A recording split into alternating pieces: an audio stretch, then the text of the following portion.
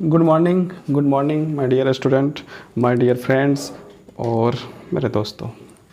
आज हम लोग इकाई 4 बच्चे एवं किशोर किशोरियों के जीवन वास्तविकता समग्र विश्लेषण मतलब पूरा विश्लेषण हम लोग करेंगे। तो ये क्या है? ये है BEd semester 1 childhood growing up का जो है चैप्टर है, जिसमें इकाई 4 है बच्चे एवं किशोर किशोरियों के जीवन में वास्तविकता समग्र विश्लेषण मतलब इस किशोर और किशोरियों के जो जीवन में जो है उसका विश्लेषण हम लोग यहाँ पर करेंगे। और जिसे भी ये क्लास देखना है आराम से देख सकते हैं। तो इसमें सबसे पहले हम लोग प्रस्तावना देखेंगे, फिर इसका उद्देश्य देखेंगे, इससे हम लोग क्या सीखने वाले हैं उसको उद्देश्य कहा जाता है। क्या क्या सीखेंगे उसको हम लोग को यहाँ पर इसको उद्देश्य कहते हैं। इसके बाद हम लोग जो है विभिन्न परिस्थितियों में बचपन और किशोरावस्था को पढ़ेंगे। इसके बाद हम लोग बच्चों का बचपन और किशोरावस्था विभिन्न परिस्थितियों के उदाहरण पढ़ेंगे।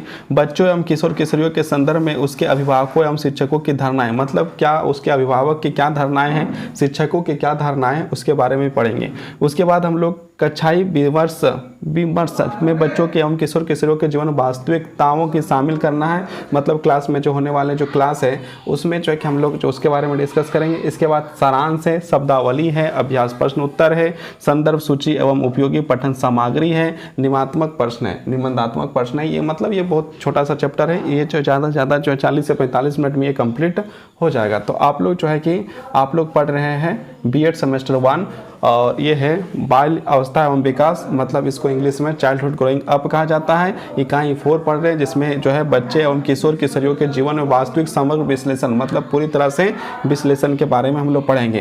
तो आप लोग जो है जुड़ जाइए और जुड़ने के बाद इसे ध्यानपूर्वक देखिए, समझिए और इसके बाद देखिए इससे आपको क्या लाभ होता है। लाभ होने के बाद आप जो है इसे कमेंट करके बताइए। इसके साथ साथ जो है लाइक और सब्सक्राइब करें। प्रस्तावना, अक्सर हम अपने मन में बचपन की एक आदर्श कल्पना करते हैं। हम लोग जो है बचपन में जो है एक आदर्श कल्पना करते हैं, परंतु विचार करें तो पाएंगे कि हर बच्चे का ना तो बचपन एक जैसा होता है। जितने भी बच्चे होते हैं उसका बचपन यदि देखा जाए तो हर एक बच्चा का जो बचपन होता है एक जैसा नहीं होता। हर एक बच्चा का बचपन जो है अलग अलग होता है, अलग अलग तरीके का होता है, अलग अलग जैसा होता है। और ना ही किशोरावस्था और ना ही जो है किशोरावस्था मतलब बचपन भी एक नहीं होता है, किशोरावस्था भी नहीं होता है, यहाँ तक कि जवानी भी एक जैसा नहीं होता है, वृद्धा भी एक जैसा नहीं होता है।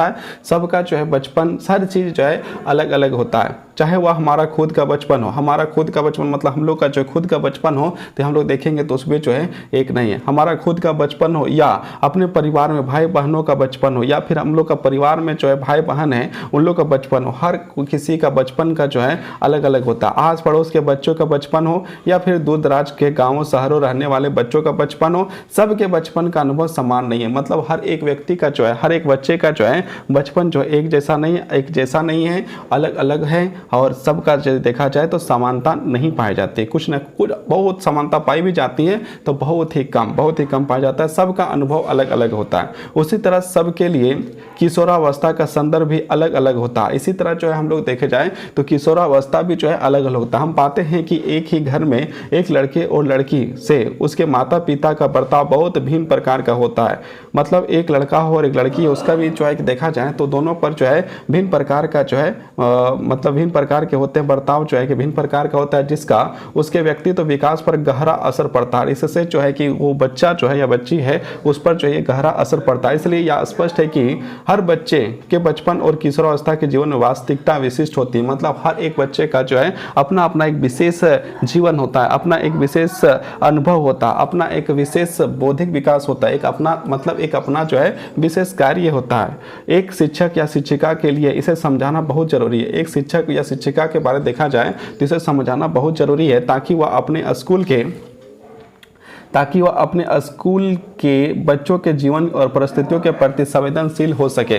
साथ ही कई बच्चे या किशोर किशोरियाँ ऐसे भी हैं जो अपने परिस्थितियों के कारण कभी भी स्कूल नहीं आ पाते। मतलब कुछ बच्चे ऐसे भी होते हैं जो गरीबी के कारण से, मजबूरी के कारण से, अभाव के कारण से किसी स्कूल में नहीं जा पाते हैं, स्कूल में पढ़ नहीं पाते हैं। ये भी एक जो है कि बहुत बड़ा एक रीजन है।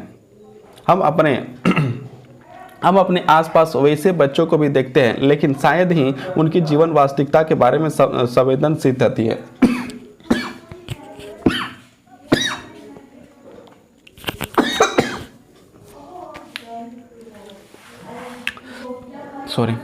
अपनी परिस्थितियों एवं कारण से कभी स्कूल नहीं आ पाते हैं। हम अपने आसपास वैसे बच्चों को भी देखते हैं, लेकिन शायद ही उनकी जीवन वास्तविकता के बारे में संवेदित नहीं होते, मतलब उसके बारे में जानते नहीं है क्यों स्कूल नहीं जा पा रहे हैं। तो यहाँ पर उसके बारे में यहाँ पर डिस्कस जो है किया जाएगा।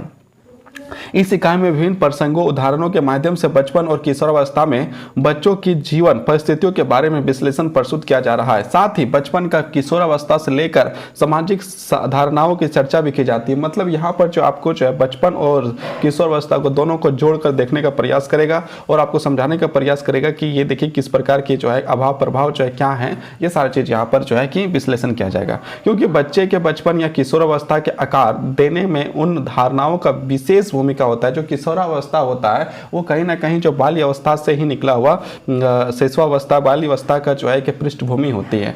हर अभिभावक माता पिता यहाँ तक कि स्कूल या शिक्षक गण भी कई तरह के सामाजिक रूढ़िगत धारणाओं पर विश्वास करते हैं।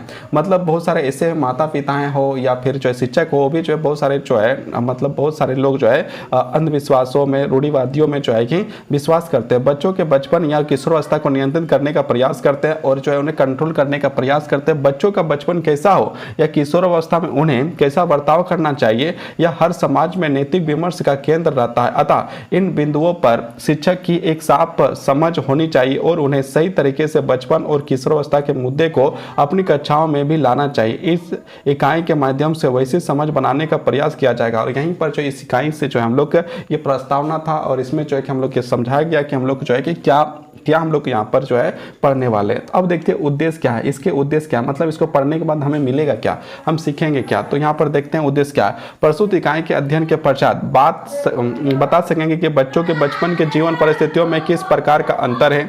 2 नंबर पॉइंट समझ सकेंगे किसी सामाजिक सांस्कृतिक संदर्भ में बच्चों के बचपन में क्या चुनौती है। 3 नंबर में बता सकेंगे किशोर किशोरियों के जीवन स्थिति का उसके विकास पर क्या प्रभाव पड़ता है। चौथा हम लोग समझ सकेंगे कि माता पिता या शिक्षक को बच्चों के बचपन या किशोरावस्था के बारे में किस किस प्रकार की धारणाएं और क्यों होती है। और 5वां हम लोग समझ सकेंगे कि बच्चों के बचपन की किशोरावस्था के जीवन परिस्थितियों में कक्षाई विमर्श किस तरह से शामिल किया जाता है। इस प्रकार के हम लोग 5 पॉइंट जो है कि आसानी से जो है इस चैप्टर को पढ़ने के बाद सीख जाएंगे। अब हम लोग देखते हैं विभिन्न परिस्थितियों में बचपन और किशोरावस्था, मतलब विभिन्न परिस्थितियाँ, अलग अलग परिस्थिति होने का उसी को विभिन्न परिस्थितियाँ हो जाएगा। आदर्श तौर पर हम मानते हैं कि बचपन ऐसी अवस्था होती है जिसमें मनुष्य सभी प्रकार की चिंताओं से स्वतंत्र होता है। मतलब बचपन ऐसा होता है जहां पर किसी प्रकार का कोई चिंता नहीं होता है। जो आपको करने का इच्छा होता है आप करते हैं, आपको जो बुझाता है वो करते हैं, जो नहीं बुझाता, जो करने का मन हो करो, नहीं करने का मन हो नहीं करो। मतलब एक प्रकार से हर एक परेशानी से दूर, हर एक चिंताओं से दूर यदि कुछ होता है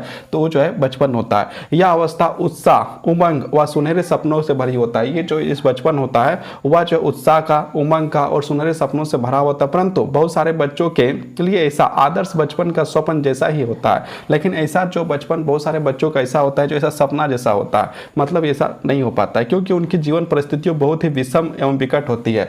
मतलब विषम मतलब क्या, अलग होती है, गरीब पूर्ण होंगे या गरीब होंगे, लाचार होंगे, तो ये जो है एक प्रकार से उसे जो है कि उमंग नहीं सुनहरे सपनों जैसे भरे नहीं पड़ पाता है। विषम या विकट परिस्थितियों का अर्थ है केवल आर्थिक गरीबी नहीं, यहाँ पर सिर्फ आर्थिक गरीबी के बारे में बात नहीं हो रहा है, बल्कि घरेलू हिंसा, मतलब घर में जो हिंसा है ना, रोज रोज का लड़ाई झगड़ा, मानसिक तनाव, हिंसा यदि होगी तो मानसिक तनाव भी होगा।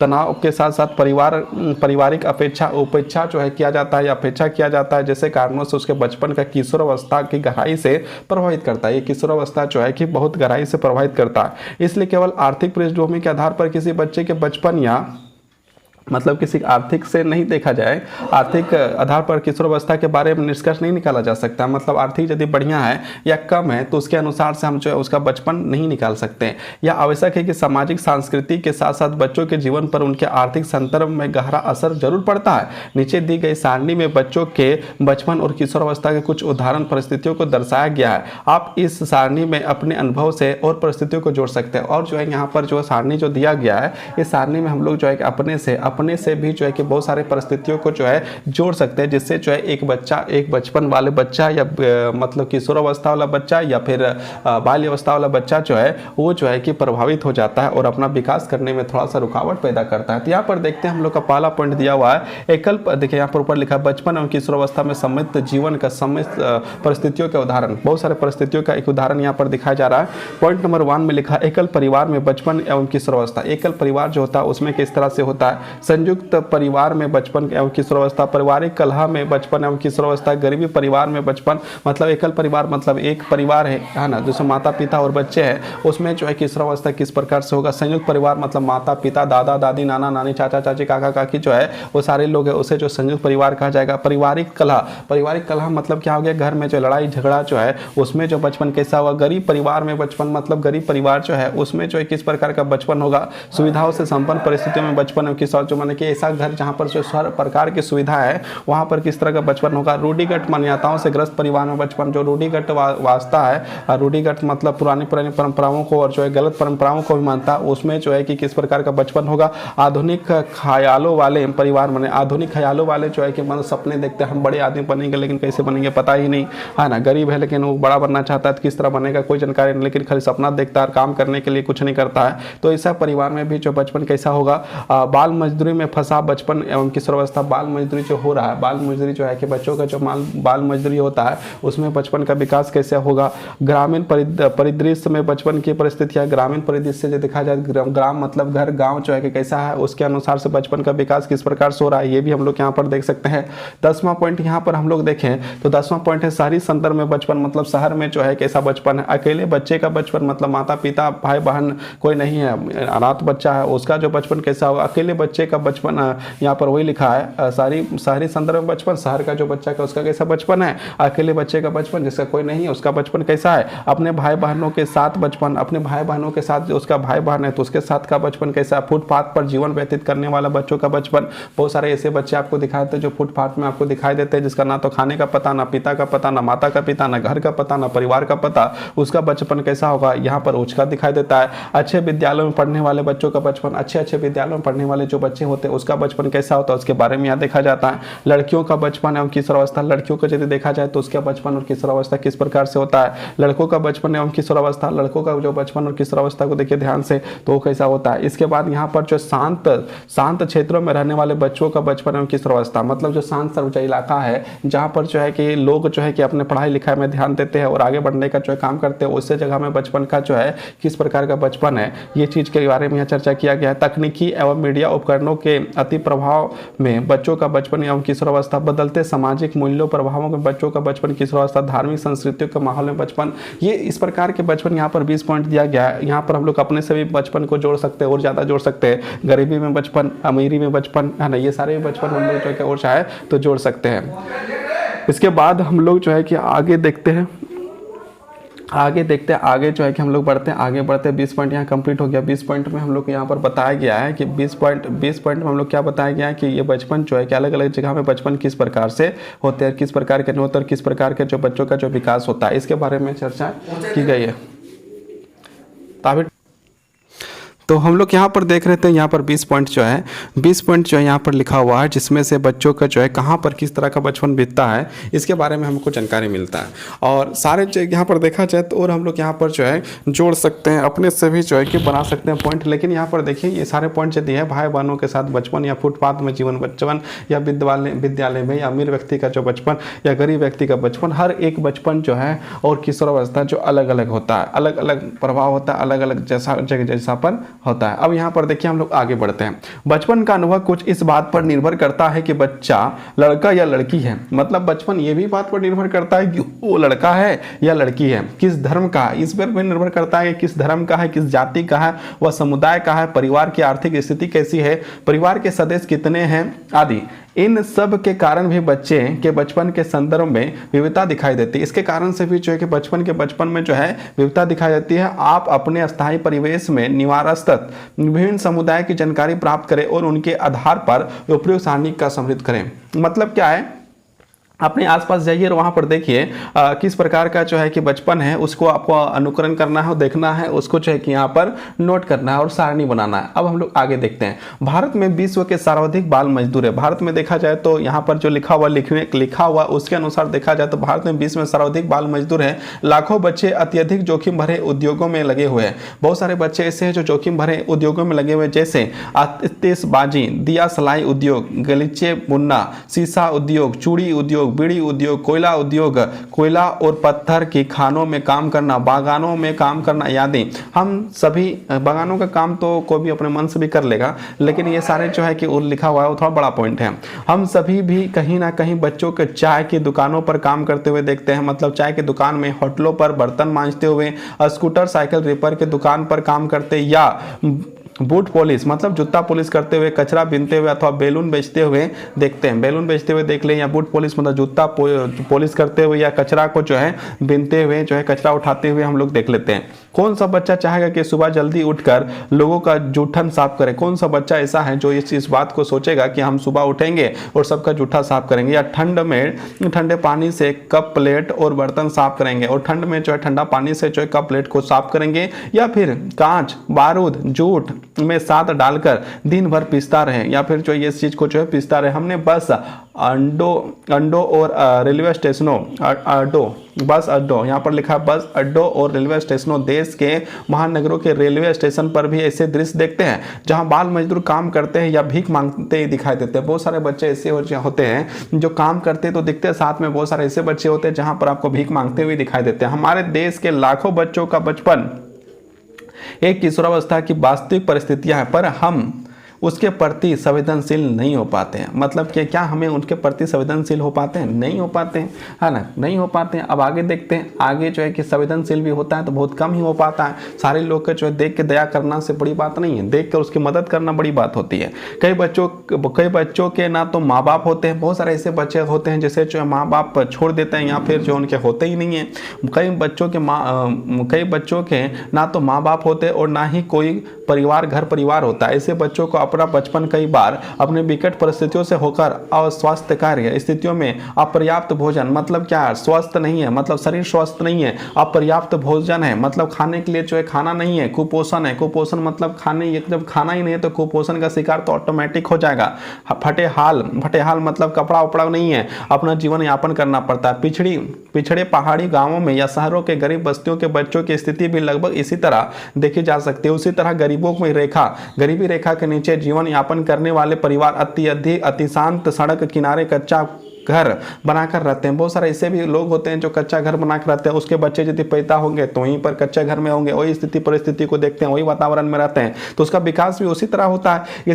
इनके बच्चे भी अपना बचपन फुटपाथ पर ही बिताते हैं। ऐसे बच्चे कई बार बुरी आदतों के शिकार हो जाते हैं, और बहुत बार जो है कि बुरी आदतों का शिकार हो जाता है और उनसे भीख मंगवाने के, चोरी करने जैसे कार्य भी करवाते हैं। मतलब बहुत बार ऐसे हो जाते हैं, इतना बुरी आदतों का शिकार हो जाते हैं कि वो जो या तो भीख मांगना शुरू कर देते हैं या तो चोरी करना शुरू कर देते हैं। परंतु विकट परिस्थितियों के बावजूद कई बच्चे समाज में अपनी पहचान बनाने में सफल होते हैं। इसके बावजूद भी देखा जाए तो विकट परिस्थितियों में रहने के बावजूद भी बहुत सारे ऐसे बच्चे होते हैं जो समाज में जो है कि अपने आप का पहचान बनाते हैं, एक अलग पहचान बनाता है। अतः यह निष्कर्ष नहीं निकाला जा सकता है कि विपरीत परिस्थितियों में रह रहे बच्चों की सोच में केवल कुंठा या नकारात्मक ही होगी। मतलब ये भी नहीं समझ सकते हैं कि जो बच्चे जो हैं कि विकृत है या फिर जो बच्चे जो गरीब है, जो बच्चे पिछड़े हैं, वो जो है कि एक प्रकार से सिर्फ जो नकारात्मक ही सोच है, ऐसा भी नहीं होता है। जो धनात्मक भी सोच सकता है, बहुत बड़े पदों में जा सकता है, सरकारी पदों में जा सकता है, देश का जो है अगुवाई भी कर सकता है। ऐसे भी उदाहरण जो है दिखाई देते हैं। आगे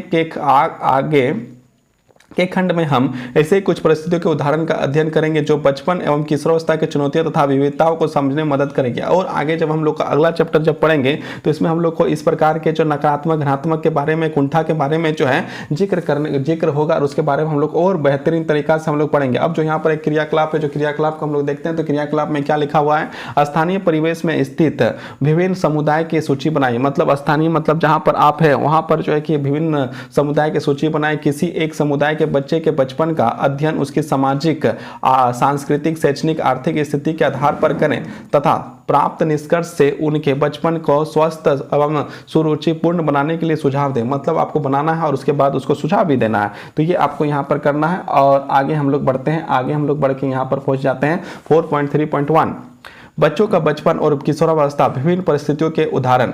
इस खंड में बच्चों के जीवन परिस्थितियों के कुछ काल्पनिक एवं साहित्य उदाहरण को प्रस्तुत किया गया है जिसमें बच्चों की वास्तविक चुनौतियों एवं अनुभवों की छवि मिलती है। इस तरह के कई उदाहरण आप स्वयं भी बना सकते हैं। मतलब आप यदि चाहें तो स्वयं भी बहुत सारे उदाहरण दे सकते हैं, बना सकते हैं तथा बाल साहित्यों से भी ले सकते हैं। और बाल साहित्य जो होता है बच्चों के लिए जो साहित्य लिखा जाता है उससे भी हम लोग ले सकते हैं। यहाँ मुख्य तौर पर वैसे उदाहरणों को लिया गया है जिसमें बच्चों के समूह का विपरीत परिस्थितियां हैं। बच्चों के बचपन एवं किशोरावस्था के संदर्भ में सुखद परिस्थितियों के उदाहरण आप स्वयं से बनाएं एवं उन पर विचार करें। आइए निम्नलिखित परिस्थितियों का अध्ययन करें। अब हम लोग यहाँ पर जो है कि बचपन से रिलेटेड कुछ बातें को जो हम लोग यहाँ पर जो है अध्ययन करेंगे। अब हम लोग देहरादून के बारे में पढ़ते हैं थोड़ा सा। देहरादून परिस्थिति यहाँ पर देखते हैं। देहरादून के एक साधारण सी बस्ती से देखिए यहाँ पर इस तरह की कहानियां आप भी बना सकते हैं, लिख सकते हैं, है ना। तो ये यहाँ पर किताब ही बोल दिया। तो आप जो है चाहें तो अपने से भी जो है कि काल्पनिक कहानियां या फिर जो है कि वास्तविक कहानियां बना सकते हैं।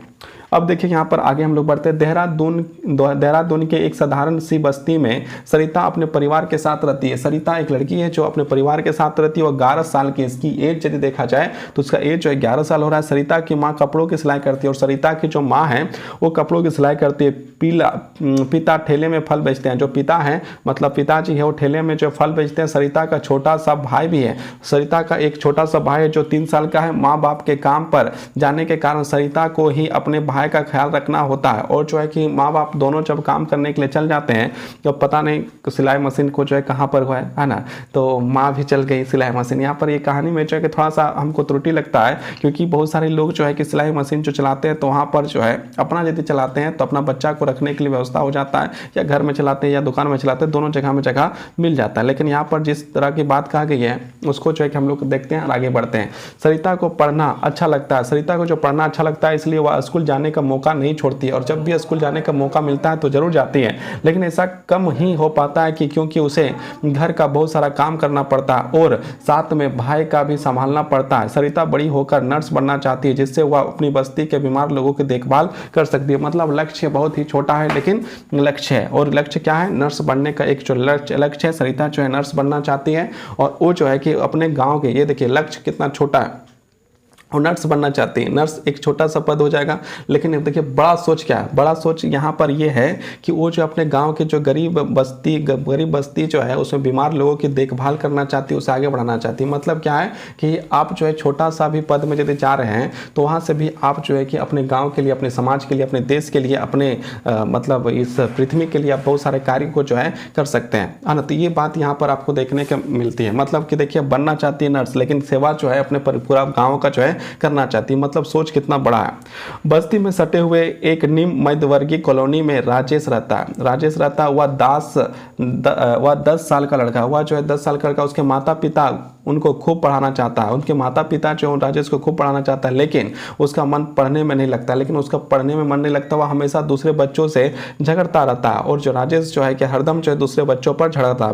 बहुत खराब बात है, बहुत दूसरे से जो है झगड़ता रहता है। इस कारण राजेश के पिता उसे हमेशा डांटते रहते हैं और जो इसके कारण से उसके जो पिता है हमेशा डांटते रहते हैं। राजेश को स्कूल में भी डांट पड़ती है और जो स्कूल जाता है तो स्कूल में भी उसे जो डांट पड़ती है क्योंकि वह होमवर्क करके नहीं आता है, क्योंकि वो जो कभी भी होमवर्क करके जो राजेश जाता ही नहीं, इसलिए उसे डांट पड़ती है। सारी सुविधाओं को होने के बावजूद पढ़ाई में वह अपनी कक्षा के सारे बच्चों से पीछे है और जो है कि सारी सुविधा मिलने के बाद, हर एक प्रकार का सुविधा मिलने के बाद वो जो पढ़ाई में जो है कि हर बच्चे से पीछे, मतलब जितने बच्चे लास्ट इसी का नंबर आता है।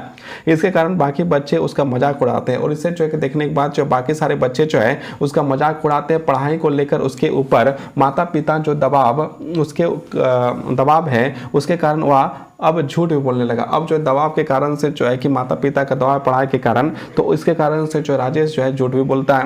उपयुक्त प्रसंग के माध्यम से आप सरिता और राजेश दोनों की परिस्थितियों के अवगत हुए। मतलब सरिता की परिस्थिति जिसमें वो अपना भाई को भी संभाल रही है, माता पिता काम करने की जा रही है लेकिन पढ़ने में बहुत इंटरेस्टिंग है, इसलिए कभी भी स्कूल जो है वो अब्सेंट नहीं करना चाहती है। और वहीं जो है दूसरा तरफ देखा जाए तो माता पिता खूब पढ़ाना चाहते हैं राजेश को, लेकिन वो पढ़ना नहीं चाहता, उसका पढ़ाई में मन नहीं लगता, वह कभी जाना नहीं चाहता है, हर बार जो है कि मार खाता है, घर में भी मार खाता है, घर में भी डांट सुनता है और स्कूल में भी डांट सुनता है। तो ये इस प्रकार के होते हैं। जहां सरिता अपने घरेलू कामकाज एवं जिम्मेदारियों के कारण स्कूल नहीं आ पाती है, वहीं राजेश स्कूल बहुत रोचक स्थान नहीं है। दोनों के बचपन में अपनी अपनी चुनौतियां, मतलब दोनों जो है कि एक राजेश जो है कि उसके लिए जो है स्कूल कोई अच्छा स्थान नहीं है, वहीं जो सरिता का जो उसके लिए जो है कि स्कूल ही बहुत अच्छा स्थान है। तो यहाँ पर दोनों की जो अलग अलग चुनौतियां हैं, दोनों की अलग अलग बचपन की सोच है। तो अब आगे बढ़ते हैं, आगे जो है विचार करें। विचार क्या करना है, क्या बहुत सारी जिम्मेवारियां के बोझ के कारण सरिता बचपन में वैक्स हो गई है? मतलब यहाँ पर पूछा जा रहा है, बिल्कुल है ना, यहाँ पर पूछा जा रहा है क्या बहुत सारी जिम्मेवारियां के कारण, बोझ के कारण, जिम्मेवारियां के बोझ के कारण सरिता बचपन में वैक्स हो गई, मतलब बड़ी हो गई, बचपन में छोटे में बड़ी हो गई है? तो बिल्कुल हो गई। या भाई को संभालना, घर के कामकाज को संभालना, ये सारा जब कर रही है तो वो जो है कि बड़ी तो हो ही गई है। अब बचपन एक केवल शारीरिक अवस्था में संबंधित नहीं, बचपन जो होता है वो शारीरिक अवस्था नहीं होती है ना, या इसके मानसिक अवस्था में भी शामिल होता है। कैसे, यहाँ पर इसको बताना है। राजेश की परिस्थितियों सरिता से बहुत ही अच्छी है, फिर भी वह कई तरह से दबाव में जी रहा है। मतलब क्या है, जब लोग बोल रहे हैं पढ़ो पढ़ो पढ़ो तो उसको जो है दबाव महसूस हो रहा है, किसको, राजेश को। तो यहाँ पर उसको जो है, यहाँ पर जो है कि एक कठिनाई, उसके लिए अपनी कठिनाई है, सरिता की अपनी कठिनाई है। इसका उसके जीवन पर क्या प्रभाव पड़ेगा, यहाँ पर बताना है कि इसका जीवन में क्या प्रभाव पड़ेगा। उसके बाद हम लोग यहाँ पर देखते हैं, उपयुक्त उदाहरण को देखते हैं कि एक तरफ सरिता के लिए स्कूल में सबसे प्रिय स्थल है, वही राजेश के लिए या उबाने वाला जगह। मतलब एक जगह जो है सरिता को देखा जाए तो सरिता हुआ स्कूल जो है उसके लिए बहुत प्रिय जगह है, लेकिन वहीं दूसरी जगह देखा जाए तो राजेश के लिए वो सबसे खराब जगह है। आप अपने आसपास से सरिता या राजेश जैसे किसी एक बच्चे का चयन करके उसकी दिनचर्या विश्लेषण कर सकते हैं। मतलब आप जो है कि अपने अड़ोस पड़ोस में, आमने सामने, कहीं पर समाज में, अपना जहाँ पर आप रहते हैं वहाँ पर देखिए, इस प्रकार के 2 बच्चे आपको मिल जाएंगे, उसमें आप अध्ययन चाहे तो कर सकते हैं। अब हम लोग यहाँ पर जो है कमल मतलब परिस्थिति जो है कि 2 पढ़ते हैं, मतलब दूसरा कहानी पढ़ते हैं जिसमें कमल साल भर में पहले स्कूल पढ़ने आया था। मतलब कमल जो है कि साल भर पढ़ने स्कूल आया था, लेकिन अब पढ़ने नहीं आता है। अब कमल जो पढ़ने नहीं आता है, पता लगाया तो पाया कि उनके माता पिता नहीं है। मतलब कमल के जो माता पिता अब नहीं रहे और वह अपने चाचा के यहाँ रहता है, और वो जो अपने चाचा के यहाँ रहता है, उनके चाचा का कहना है कि पढ़ लिख कर क्या मिलेगा। उनके चाचा का मानना है कि पढ़ लिख कर क्या मिलेगा, चाय की दुकान पर कार्य करेगा तो पैसे मिलेंगे, और चाय की दुकान में काम करेगा तो पैसे मिलेंगे। अपने चाचा के बात कमल नहीं टाल सकता, क्योंकि माता पिता की मृत्यु के बाद उसके चाचा ने ही उसको सहारा दिया है। कमल को इस उम्र में काम करना अच्छा नहीं लगता, उसे या अन्य बच्चों की तरह खेलना कूदना और स्कूल जाना पसंद है, लेकिन अपनी परिस्थितियों के कारण वे उसे चाचा को कहा मानकर दुकान पर काम करना होता। मतलब चाचा का जो है कहना मानकर वो जो है कि काम कर रहा है। इस कारण कमल 5वीं कक्षा के आगे नहीं पढ़ पाया। इसके बाद जो है कमल जो है 5वीं कक्षा से आगे नहीं पढ़ पाता है। चाय की दुकान के ठीक स्कूल के बगल में ही है, मतलब चाय का दुकान भी जो है स्कूल के बगल में। कमल हर दिन स्कूल जाता है, लेकिन पढ़ने नहीं, बल्कि स्कूल में शिक्षकों एवं स्टाफ को चाय पिलाने के लिए। स्कूल तो प्रत्येक दिन कमल जाता है, लेकिन क्यों जाता है, तो वहाँ पर चाय पिलाने जाता है, पढ़ने के लिए नहीं जाता है। उसी स्कूल में कमल के चाचा के दोनों बच्चे पढ़ते हैं। वहीं पर जो है कि कमल के 2 बच्चे जो है, कमल के मतलब कि चाचा के 2 बच्चे हैं, वो वही स्कूल पढ़ते हैं, जो उसे चाय लेकर स्कूल आते रोज देखते हैं और याद नहीं समझ पाते हैं कि उनकी तरह कमल स्कूल क्यों नहीं आता। और जो दोनों बच्चे इस बात को समझ नहीं पाता है कि ये जो कमल जो है स्कूल क्यों नहीं आता। तो अब हम लोग विचार करेंगे, विचार करिए यहाँ पर कमल का क्या परिस्थिति है। तो यहाँ पर विचार करिए कमल की वैसी जीवन परिस्थिति क्यों है, इनका कमल के आगे के जीवन का क्या प्रभाव पड़ा। मतलब ये आपको बताना है कि कमल की ऐसी परिस्थितियाँ क्यों है। तो यहाँ पर आप देख रहे हैं क्या स्थितियाँ, माता पिता ना रहने के कारण कमल की ऐसी परिस्थिति बन चुकी है। इसके बाद क्या अपने जीवन परिस्थितियों को बदलने में सक्षम नहीं होते हैं। मतलब क्या बच्चे अपने जीवन परिस्थितियों को बदलने में सक्षम नहीं होते। अरे मानसिक बौद्धिक विकास नहीं होता है तो कहाँ से कैसे, है ना। बहुत सारे लोग हो जाते हैं, क्यों या क्यों नहीं, ये यहाँ पर जो है कि आपको बताना है क्यों या क्यों नहीं, है ना। यदि कमल आपके स्कूल का विद्यार्थी होता तो आप क्या करते हैं। यदि आपका स्कूल है मान लीजिए और आपका जो है कि स्कूल का विद्यार्थी होता तो आप क्या करते हैं। इन विचारों को यहाँ पर विचार प्रकट करना है। अब हम लोग आगे बढ़ते हैं, आगे देखते हैं क्या है। हम सभी जानते हैं कि बच्चे बड़ों से ज़्यादा संवेदनशील होते हैं, ये भेदभाव से परे भी सभी के प्रति स्नेह रखते हैं, जैसा उपयुक्त कहानी में दिखता है। जैसा ही विश्वास व स्नेह अपने बड़ों के चाहते हैं, परंतु परंतु बच्चों के पढ़ने व खेलने की आयु में उन्हें विपरीत परिस्थितियों में बचपन गुजारने के लिए मजबूर कर दिया जाता है। इस तरह हम बच्चों का विश्वास खोने लगते हैं और इस तरह से हम लोग जो बच्चों का विश्वास है वो खोने लगते हैं और बच्चे की विपरीत परिस्थितियों पर अपने अस्तित्व को कायम रखने के लिए गलत दिशा में प्रस्थान कर जाते हैं। और जो है कि बच्चे जो गलत प्रस्थान मतलब गलत आदतों को लग जाता है। ये बच्चे सामान्यतः हिंसा से लिप्त मतलब हिंसा मारकाट जो है हो जाते हैं और फिर उसमें नशे की आदत पड़ जाती है और फिर दारू सिगरेट बीड़ी में जो है कि समय देने लगता है। बाल प्रताड़ना में उसमें घृणा माने बाल प्रताड़ना में घृणा हो जाता है, भय उग्रता उत्पन्न हो जाती है। कामकाजी बच्चों पर नशे की आदत अक्सर देखने को लगती है। जो बच्चे छोटे में ही काम करने जाते हैं तो उसे देखते होंगे वो नशा करता है, नशा करने की आदत हो जाती है। वे या नहीं जानते हैं कि नशे की चीज़ों को सेवन करने से शरीर का कितना नुकसान होता है। इस बात को वो नहीं जानता है कि नशा का जो है उसका उपयोग करने से अपने उपभोग करने से किस प्रकार का शरीर का नुकसान है, हानिकारक है। इस बात को समझ नहीं पाता है क्योंकि वो कभी स्कूल जाता ही नहीं, स्कूल नहीं जाता है। इसी कारण से कभी जो है कि इसमें रुकावट जो है नहीं हो पाता और वो जो है कि छोटे छोटे बच्चे जो काम करने जाते हैं और नशा का जो है शिकार धीरे धीरे होते जाते हैं।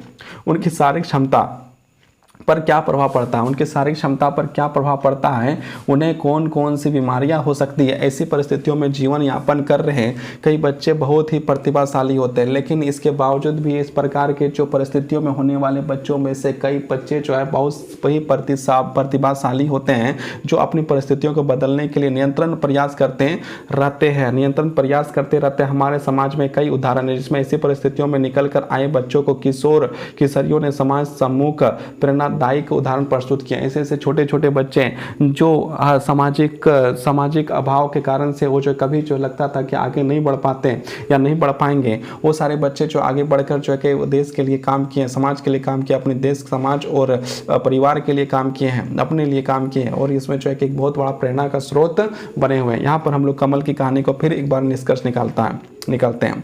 कमल की कहानी से यह भी निष्कर्ष निकलता है कि आर्थिक पृष्ठभूमि में सभी बच्चों के जीवन वास्तविकता को समझने का नितांत आवश्यकता है। विशेषकर गांव के वंचित वर्गों के बच्चे के संदर्भ में बच्चों के जीवन में गरीबी में बचपन का अर्थ कई प्रकार से प्रभावित होता है। जो गरीब परिवार होते हैं वो उसमें जो है कि गरीब परिवार ही नहीं होते हैं, बच्चों को भी जो है कि उसकी समस्याओं का जो सामना करना पड़ता है। विभिन्न समाजों में बचपन को अलग अलग समयों में कुछ विशेषताओं के रूप में गढ़ा जाता है, जैसे साहसी, नटखट, चालाक, सफुर्तीवान इत्यादि। परंतु आप कुपोषित और बीमार बच्चे को मुश्किल से ही उन विशेषताओं को देख पाएंगे।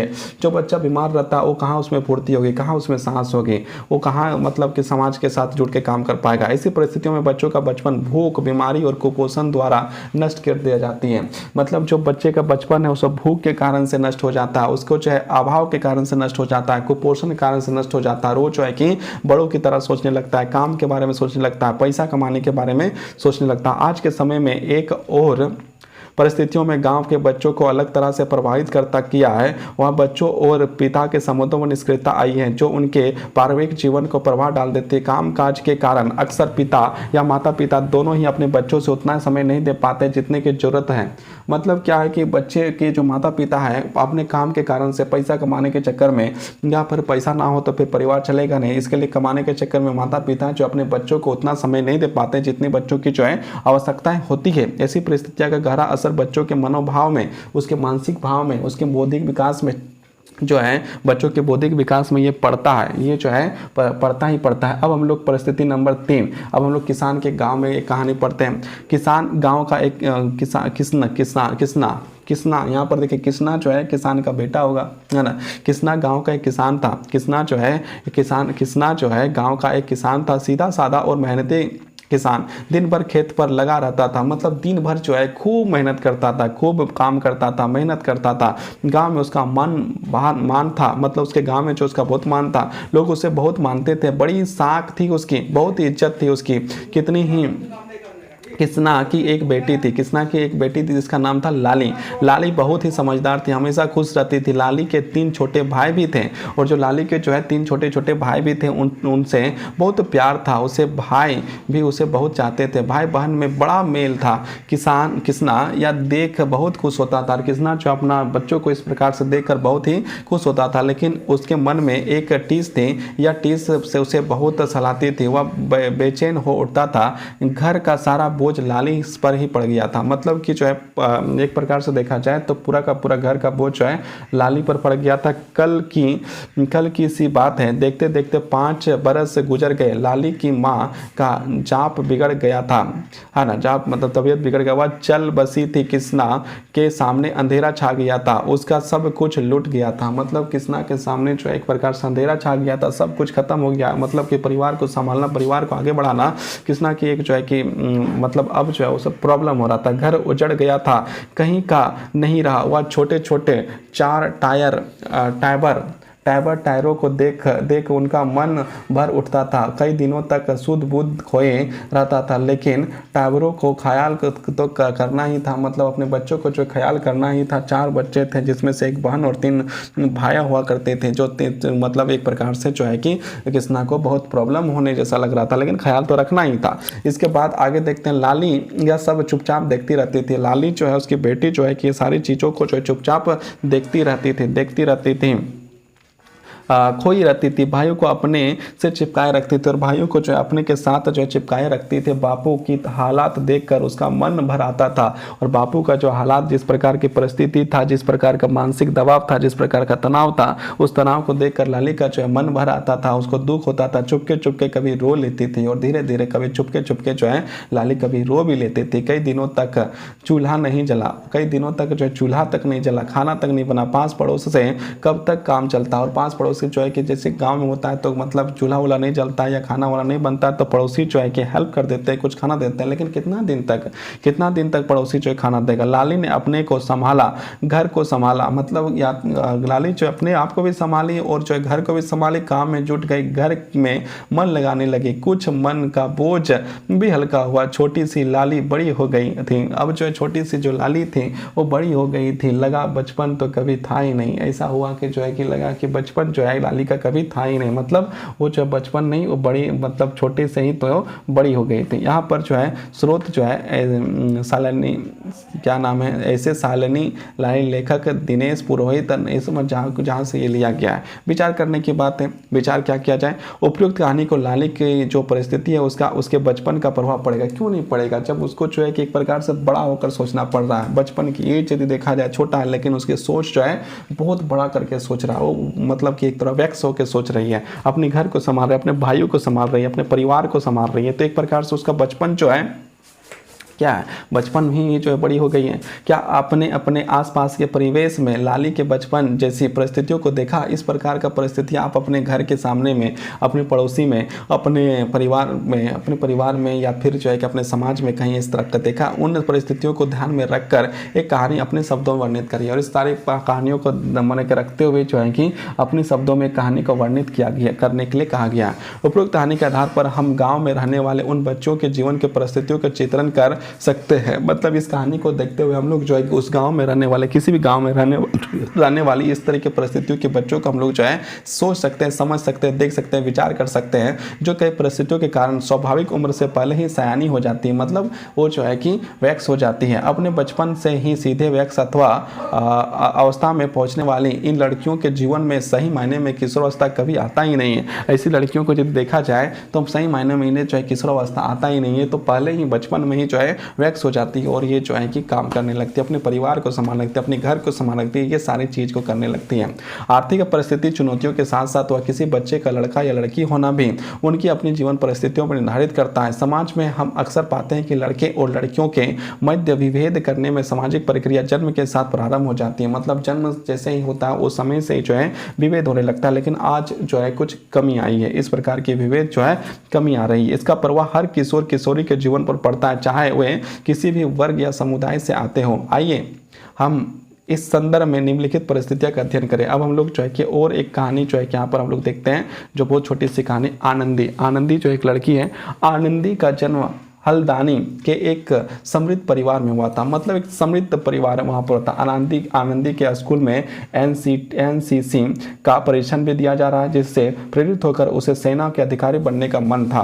इसलिए अपने स्कूल में आनंदी एनसीसी लेना चाहती थी। इस बारे में उसने अपनी माँ से बात की, लेकिन माँ ने उनको एनसीसी लेने से स्वीकृत नहीं किया। माँ ने इजाज़त जो है नहीं दी। माँ का तर्क था कि लड़कियाँ का वास्तविक काम नहीं है, इसलिए आनंदी एनसीसी में बहुत अधिक शारीरिक शर्म करेगी तो उसकी तबीयत बिगड़ जाएगी। मतलब जो ज़्यादा शर्म करेगी तो उसका तबीयत बिगड़ जाएगी। माँ ने आनंदी को लड़के और लड़कियों के बीच फर्क को कई उदाहरण से समझाया और माँ ने समझाया कि क्यों जो है एनसीसी आपको ज्वाइन नहीं करना है। अतः आनंदी को माँ की बात माननी पड़ी और उसे भी यह लगने लगा कि एनसीसी लेना उसके लिए ठीक नहीं है। वहीं आनंदी के भाई ने बिना किसी से पूछे ही स्कूल में एनसीसी परीक्षण में नाम लिखवा लिया। इस पर घर वालों का कोई आपत्ति नहीं हुई। वहीं पर जो है उसका पुत्र जो है आनंदी का भाई जो है वो जो है कि एनसीसी में ज्वाइन कर लिया और किसी को किसी प्रकार की जो है समस्या नहीं आई।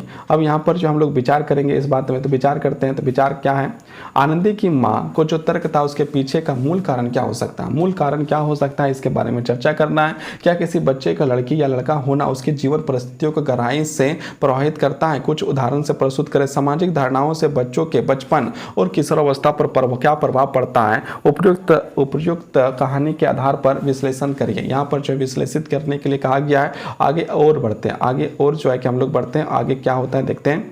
उपयुक्त कहानी में आनंदी परिस्थितियों को देखकर यह भ्रमण समझ बन सकती है कि लड़कों पर ऊपर सामाजिक दबाव कम होता है। वास्तव में ऐसा नहीं है कि लड़कों पर भी कई तरह के सामाजिक दबाव होते हैं, मतलब लड़कों में भी बहुत सारे सामाजिक दबाव होता है। फर्क यह है कि उनकी प्रकृति लड़कियों पर पड़ने वाले सामाजिक दबाव से भिन्न होती है, लेकिन लड़कों के जो दबाव जो होता है वो लड़कियों से थोड़ा भिन्न होता है। प्रायः यह माना जाता है कि लड़के बड़े होकर कमाने जाएंगे, मतलब जो लड़के बड़े हो जाएंगे तो कमाने के लिए बाहर जाएंगे, कमा के लाएंगे जिससे परिवार के आर्थिक सबल मिल सके। इसलिए लड़कों को ऐसे कामों के लिए प्रोत्साहित करना चाहिए, मतलब ऐसे जो काम है उसे प्रोत्साहित करना चाहिए जिससे वह मजबूत और बुद्धिमान बन सके। यही नहीं, परिवार यह भी तय करता है कि लड़कियों को कौन से कौशल सीखने की जरूरत है जिससे घरेलू कार्यों के लिए उपयोगी हो सके। सिलाई, बुनाई, खाना पकाना, गीत संगीत जैसे विषय महिलाओं के लिए आवश्यक माने जाते हैं। मतलब ये सारे जो है कि आवश्यक माने जाते हैं। परिवार हमेशा इस बात की अपेक्षा करता है कि लड़कियां लड़कों की तरह व्यवहार करने के बजाय लड़कियों के निर्धारित मानकों के अनुरूप ही कार्य करें, जिससे समाज में उस परिवार के मान प्रतिष्ठा भी बनी रहे, तो उसकी प्रतिष्ठा और मान प्रतिष्ठा जो बढ़ती रहे। बच्चों के लिए इन परिस्थितियों के पलायन बहुत ही मुश्किल हो पाता है वे स्वयं इन परिस्थितियों को समायोजित करने पर व्यवहार सीख लेते हैं। यद्यपि वर्तमान संदर्भ में परिवर्तन देखने को मिलता है कि फिर भी अभी परिवार के बच्चियों को बढ़ने और बिखरने के लिए वैसा फर्क पड़ता है। जरूरी नहीं कि यह फर्क हर परिवार के लिए एक जैसा हो, मतलब हर परिवार में इसी तरह का जो माहौल हो, इस प्रकार की बातें भी नहीं है। परिवार की आर्थिक, राजनीतिक, सामाजिक, भौगोलिक, धार्मिक एवं भाषाई परिप्रेक्ष्य में भी इस बात को निश्चित करता है कि परिवार में बच्चों को किशोर किशोरियों के साथ कैसा व्यवहार किया जाता है। मतलब वहाँ की जो है कि जो परिवार है जहाँ पर जिस स्थान पर है उसके अनुसार से भी जो है विभेद या फिर जो है कि किस तरह के सामाजिक, आर्थिक, मानसिक, बौद्धिक जो है क्या करना चाहिए वो जो है वो तय कराती है। हमारे बच्चे अक्सर कई तरह के बाल पड़ताना से गुजरते हैं। हमारे बच्चे जो बाल पड़ताना से कई बार गुजरते हैं वह शारीरिक, मानसिक, भावनात्मक होती है। छोटा बच्चा जिसे पूरी समझ नहीं है उसे डांटना एक मानसिक पड़ताना, मतलब जो छोटा बच्चा अभी तक जो समझा नहीं है, जो समझ नहीं आता, उसको जो डांट देना एक प्रकार से मानसिक प्रताड़ना है। गलती हो जाने पर चपट माने एक झाप लगा देना, थप्पड़ लगा देना, या स्कूल में उठक बैठक लगाना, कक्षा के बाहर खड़ा कर देना, स्केल से मारना आदि एक मानसिक प्रताड़ना। ये सारे जो प्रताड़ना है, मतलब मारना हो, डांटना हो या उसे बाहर खड़ा कर देना, उठक बैठक करना, ये सारे शारीरिक मानसिक प्रताड़ना ही है। बच्चों की कक्षा में सबके सामने हंसी उड़ाना, मतलब सबके सामने उसे मजाक उड़ाना, हंसी उड़ाना, नंबर कम आने पर उसे अपशब्द कहने के परिस्थितियों में बच्चा का तो रोने लगता है या गर्दन झुकाकर एकदम चुप हो जाता है। और जब वो कोई बच्चा कम नंबर लाता है और उसको आप जो अपशब्द या गलत बातें या उसके खिलाफ बताए जाते हैं तो या तो वह रोने लगता है या तो वह चुप हो जाता है, मतलब पूरा तरह से चुप हो जाएगा, एकदम शांत हो जाएगा और मुंडी जो है नीचे कर देगा, सर झुकाकर खड़ा रह जाता है।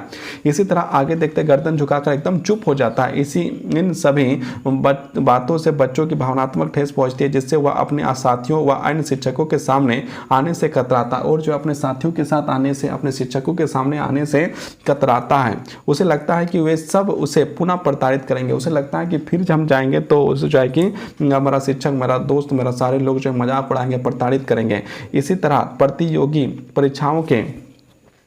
प्रतियोगी परीक्षाओं के दौर पर बच्चे पर एक बड़ा दबाव डाल दिया रखा रहता है, जिसके कारण कई सारे बच्चे के जीवन का उमंग गायब हो जाता है। सामाजिक अपेक्षाओं में दबे बच्चे जब उन्हें पाने में असफल हो जाते हैं तो समाज का सामना न कर पाने के डर से वे गलत कदम उठा लेते हैं। सामुदायिक बच्चे पर ऊपर कई सवाल मतलब कई बार जो है कि बच्चे जो है सरकारी नौकरी की तैयारी करते हैं और सरकारी नौकरी नहीं ले पाते हैं या अच्छे जॉब में नहीं जा पाते हैं, तो वो जो है अपना यहाँ तक इतना जो है मानसिक दबाव हो जाता है कि वो जो है कभी कभी सुसाइड तक कर लेता है। ऐसी स्थिति जो है कि समाज में हो जाती है। बड़े होकर क्या बनोगे, ऐसे प्रश्न पर घर पर आने वाले स्थितियों द्वारा बार बार पूछे जाते हैं। मतलब ये जो है कि बार बार जो है कि पूछे जाते हैं कि आप बड़े होकर क्या बनोगे, या फिर कहीं ना कहीं परिवार से कई माध्यमों से घोषणा करने लगता है कि उसके बच्चे आगे क्या बनेंगे, और परिवार वाले जो है कि बताने लगते हैं कि ये आगे जाकर क्या बनेंगे। इस प्रकार वैक्स बनने की तैयारी का आगाज हो जाता है और वैक्स बनने में बहुत पहले ही बच्चे अपने बचपन को कट जाते हैं और जो है कि वो धीरे धीरे बड़ा हो जाता है, बचपन में ही जो है बड़ा हो जाता है और अपना जो बचपन को खो जाते हैं। बच्चा का लालन पालन परिवार में होता है, जहाँ से उसे माता पिता लाड दुलार या संस्कार उसके व्यक्तित्व के विकास में सहायक होते हैं। बच्चा अपने परिवार में रहकर परिवार के सभी सदस्यों के प्रतिदिन कुछ ना कुछ सीखकर आत्मसात करता रहता है। लेकिन कभी कभी ऐसी परिस्थितियां भी बन जाती है जहां परिवार के सदस्य एक दूसरे से मन दूरी बना लेते हैं, एक दूसरे के भावनाओं का आदर नहीं करते हैं। अक्सर सदस्यों के मध्य टकराव की स्थिति उत्पन्न हो जाती है। उसकी सीधा प्रभाव बाल मन पर पड़ता है। वह अंतमुखी चुप रहने लगता है और जो धीरे धीरे वो जो चुप रहने लगता है, कोई कुछ नहीं बोलने लगता है और अपनी प्रतिभा का पूर्ण प्रदर्शन नहीं कर पाता है। माता पिता का अलगाव बच्चा में असुरक्षा की भावना उत्पन्न करती है और बच्चा के मन पे जो ये जो है अलगाव बच्चों की असुरक्षा का उत्पन्न कर देती है। पढ़ाई लिखाई से लेकर भोजन करने तक, कपड़ा पहनने तक में बच्चे कई प्रकार के दबावों व प्रतिबंधों को झेलते हैं, चाहे वह दबाव स्कूल में हो या परिवार में। वैसे बच्चों के जीवन में ऐसे अवसर लगातार कम होते जाते हैं। अब वे आज़ादी से अपनी अपसंद या काम कर सके, साथ ही स्कूल पुस्तकें भी बच्चों पर मानसिक बोझ डालती हैं। कुल मिलाकर यदि ऐसा देखा जाए तो बच्चों के सारे पल छीने जाते हैं जब वे स्वयं का बच्चा समझ सके। उसके कारण वे अपने आप को काफ़ी एकांकीहीन, भावनाग्रस्त या उग्र, अधमुखी या बहिमुखी, संवेदनशील को समुचित समझने लगता है। मतलब अपने आप को जो है कि मतलब कि कुछ से ये इन परिस्थितियों के कारण से अपने आप में बहुत सारे अभावों को देखने लगता है खुद पर। शिक्षक होने के नाते हमारी भूमिका आम हो जाती है, क्योंकि यदि परिवार के बच्चे पहली पाठशाला में है तो स्कूल उसका दूसरा महत्वपूर्ण चरण है। मतलब परिवार के जो भी बच्चा होता है, अपना परिवार उसका पहला पाठशाला होता है, तो उसको जो है स्कूल जो है कि दूसरा चरण होता है, जहाँ उसके भविष्य का नींव डाली जाती है। अपने आसपास के परिवेश में, स्थानीय परिवेश, समुदाय, समाज में रहने वाले बच्चों को जाने, उनकी आदतें, व्यवहार और अन्य बातों को अध्ययन करें। मतलब वो क्या करता है, कैसे करता है, उन सारे बातों को जाने, समझिए और उसमें उस प्रकार से काम करिए। समुदाय समाज में रहने वाले बच्चों को जाने और उसकी आदतों, व्यवहारों, अन्य बातों का अध्ययन करें, जिससे स्कूल में एक अच्छा वातावरण बन सके तथा बच्चे द्वारा अनुभूत विपरीत परिस्थितियों से उबरने में मदद कर सके। इस सारे बातों को जो है कि बहुत ही ज़्यादा ध्यान रखने में काम होता है। जब मैं बच्चा था तो छोटी छोटी चीज़ों से अपने खिलौने बनाने और अपनी कल्पना में नए नए खेल इजाद करने के मुझे बहुत आज़ादी थी। मेरी खुशी में मेरे साथियों का पूरा हिस्सा होता था, बल्कि मेरे खेलों का पूरा मजा उनके साथ खेलने पर निर्भर करता था। मतलब बच्चे के साथ खेलेंगे तो उसको अलग ही आनंद मिलता है। एक दिन हमारे बचपन के इस स्वर्ग का वैक्सों की बाजार प्रधान दुनिया में एक प्रलोभन ने प्रवेश किया। मतलब धीरे धीरे बचपन खत्म हुआ। एक अंग्रेजी दुकान की खरीदा गया खिलौना हमारे एक साथी को दिया गया। वह कमाल का खिलौना था, बड़ा और मानो सजीव। हमारे साथी उस खिलौने पर घमंड हो गया और अब उनका ध्यान हमारे खेलों में इतना नहीं लगता है। वह उसी कीमती चीज पर बहुत ध्यान से हमारी पहुंच दूर हो रखा था। अपनी इस खास वस्तु को इटलाता हुआ वह अपने अन्य साथियों के साथ खुद को श्रेष्ठ समझता था, क्योंकि उसके खिलौने के सस्ते थे। मैं निश्चित तौर पर कह सकता हूं कि अगर वह इतिहास की आधुनिक भाषा का प्रयोग कर सकता तो वह यही कहता कि उस हास्यास्पद रूप में श्रेष्ठ खिलौने के स्वामी होने की हद तक हमें अधिक सभ्य थे। मतलब वो खिलौने से पहले हम लोग सभ्य थे। अपनी उस चेतना को वह अब एक चीज भूल गया। वह तथ्य जो उस वक्त बहुत मामूली लगता था कि इस प्रलोभन में एक ऐसी चीज खो गई जो इसके खिलौने से कहीं श्रेष्ठ थी। एक श्रेष्ठ और पूर्ण बच्चा उस खिलौने से महज उसका धन व्यक्त होता है। बच्चे की रचनात्मक ऊर्जा नहीं, ना उनकी खेल में बच्चे की का आनंद था और ना ही उनके खेल में दुनिया के साथियों का खुला निमंत्रण था। ये जो है मतलब रविन्द्रनाथ टैगोर के द्वारा लिखा हुआ एक निबंध था। अब हम लोग यहाँ पर आगे देखते हैं। आगे जो है कि देखते हैं, लगता है ये चैप्टर थोड़ा बड़ा ही है। हमको लगा कि चैप्टर जो है छोटा होगा, लेकिन ये चैप्टर लग रहा है बड़ा है। कोई दिक्कत नहीं, पढ़ना तो ही है, तो पढ़ना ही है पढ़ना। तो हम लोग जो है कि इसको पढ़ते हैं पहले बढ़िया से। आप लोग जो है कि चैप्टर को बढ़िया से सुनिएगा, और जो है कि आपको पसंद आए तो इसे जो है लाइक और सब्सक्राइब जरूर करिएगा, जिससे जो है कि इसका चैनल का जो है ग्रोथ जो है बढ़ेगा। तो आगे हम लोग देखते हैं 3 प्रकार, 3-4 दशकों में मीडिया मनोरंजन साधन का प्रचार माध्यमों के व्यापक विकास हुआ है। इस विकास में बच्चों के जीवन परिस्थितियों में आमूलचूल परिवर्तन किए गए हैं, जैसे टीवी, फिल्में, गाने आदि हमारे समाज में मनोरंजन के सबसे लोकप्रिय और प्रभावशाली माध्यम बन गए हैं। इंटरनेट के प्रसार तक बच्चों पर इसके प्रभाव पर भी अब कुछ हद तक प्रचलित होंगे। इन साधनों ने समाज के स्वयं की इतनी मजबूत पेट बना ली है, मतलब जो फिल्म है, गाना है या जो संगीत है, ये सारी चीज़ जो है बहुत ज़्यादा ही मतलब समाज में जुड़ गई है। लोग जो है सब लोग देखते हैं, सुनते हैं, समझते हैं। ऐसा प्रतीक होता है कि मानो इनके बिना बच्चों का बचपन सुविधाओं से वंचित हो जाएगा। मतलब जो है कि हर एक बच्चा जो टीवी देखना पसंद करता है, फिल्म देखना पसंद करता है, गाना सुनना पसंद करता है, और बच्चों को लगता है कि इसके बिना जो है कि बचपन अधूरा है। बच्चों को सभी आधुनिक उपकरण का उपलब्ध कराना अब समाज और परिवार की अनिवार्यता बनती जा रही है। बाजारीकरण के माध्यम इसे काफ़ी बढ़ावा भी दिया जा रहा है, या एक तरह के बचपन को बचपन से दूर करने जैसा ही है, क्योंकि बचपन का नियंत्रण बच्चे के परिवार की जगह पर कोई अन्य बाहरी संस्था के द्वारा किया जाने लगा। यहाँ तक कि बच्चों के लिए खिलौना पर भी बाजार पर कब्जा हो गया। जो खिलौना है वो भी जो एक बाजार का कब्जा हो गया। बाजार जो है मतलब कि वो जो है बाजार देखता है, वहाँ पर जो खिलौना पसंद आता है बच्चा वहीं पर ले लेता है। बच्चे बाल सुलभ खेलों को छोड़कर तकनीकी केंद्रित खेल खिलौनों की तरफ आकर्षित होते हैं। मतलब जो पहले जो हम लोग जिस प्रकार के खेल खेला करते हैं, तो उसको छोड़कर जो है अब जो है कि सारा बाजारीकरण पर की ओर जा रहा है, और वहाँ पर जो खेल को जो है खेलना जो है पसंद कर रहा है। इस परिस्थितियों को उनके सामाजिक संस्कृति के विकास पर गहरा असर पड़ा है। हम यहाँ भी देख सकते हैं कि जहाँ एक और अभिजात वर्गों के बच्चों को लालन पालन एवं सुरक्षा की अलग अवधारणा है, वहीं सुविधा विहीन परिवारों में बच्चों के लालन पालन भिन्न प्रकार से होते हैं। उदाहरण के तौर पर वैश्वीकरण के इस दौर पर बच्चों के पालन पोषण के लिए क्रेच का सहारा लिया जा सक रहा है, क्योंकि माता पिता दोनों बाहर काम करते हैं। अन्य विकल्प के तौर पर माँ बाप के पके स्थान पर बड़े भाई बहन अपने छोटे भाई बहन की देख रेख में होते हैं। गाँवों में भी कभी कभी माता पिता बच्चों के से अपने साथ खेतों में ले जाते हैं, मतलब खेत में ले जाते हैं। धीरे धीरे उन्हें अपने साथ काम भी ले जाना शुरू कर देते हैं। इस माहौल पर बच्चे समर्पण के भाव से एक जातीय व्यवहार पर सीखते हैं, एक सामाजिक अंतर संबंधों को भी समझ विकसित करते हैं। इन सब के माध्यम से बच्चे सामाजिकरण की प्रक्रिया से विभिन्न घटकों से समावेश होता है। इसके साथ ही ग्रामीण एवं शहरी परिवेश में बच्चों के लालन पालन का तरीका अलग होता है।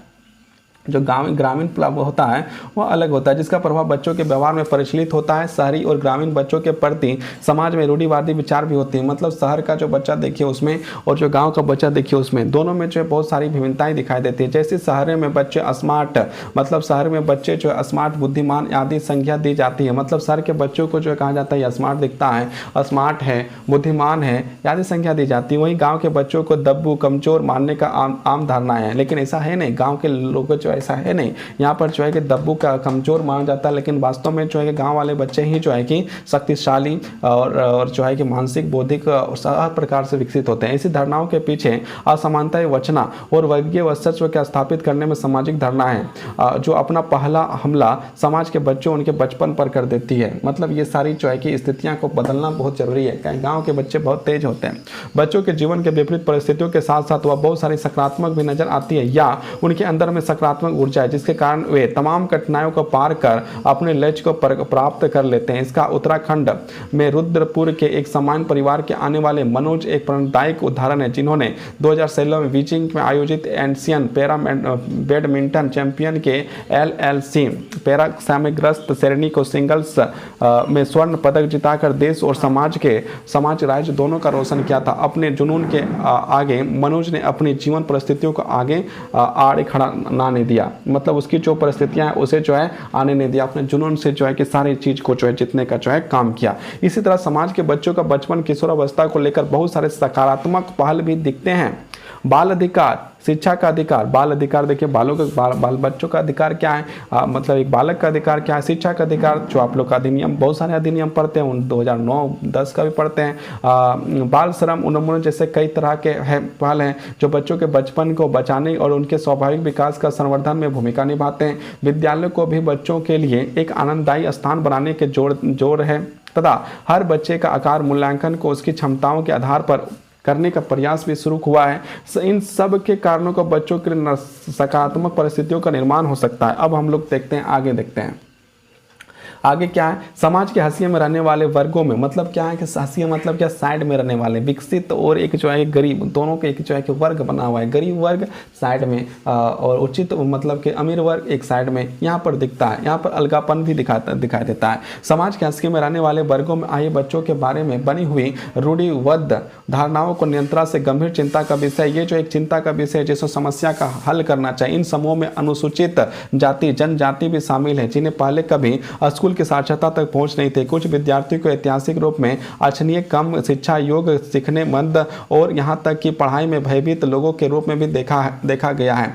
इसी तरह लड़कियों को भी लेकर भी यह धारणा रही है कि खेलने में गणित का विज्ञान उनकी रुचि नहीं है, मतलब कि जो लड़कियां जो उसके जो है गणित और विज्ञान उसकी रुचि में नहीं। शारीरिक असमर्थता वाले बच्चों के लिए अलग अलग प्रकार की रूढ़िगत धारणाएं जिनसे वह विचार प्रदर्शित क्या होता है, उन्हें अन्य बच्चों के साथ नहीं पढ़ाया जा सकता है, मतलब अन्य बच्चों के साथ नहीं पढ़ाया सकता। या समझकर इस विचार से निकलती है कि हीनता और असमानता लिंग, जाति, शारीरिक व मानसिक असमर्थताओं को ही निहित है।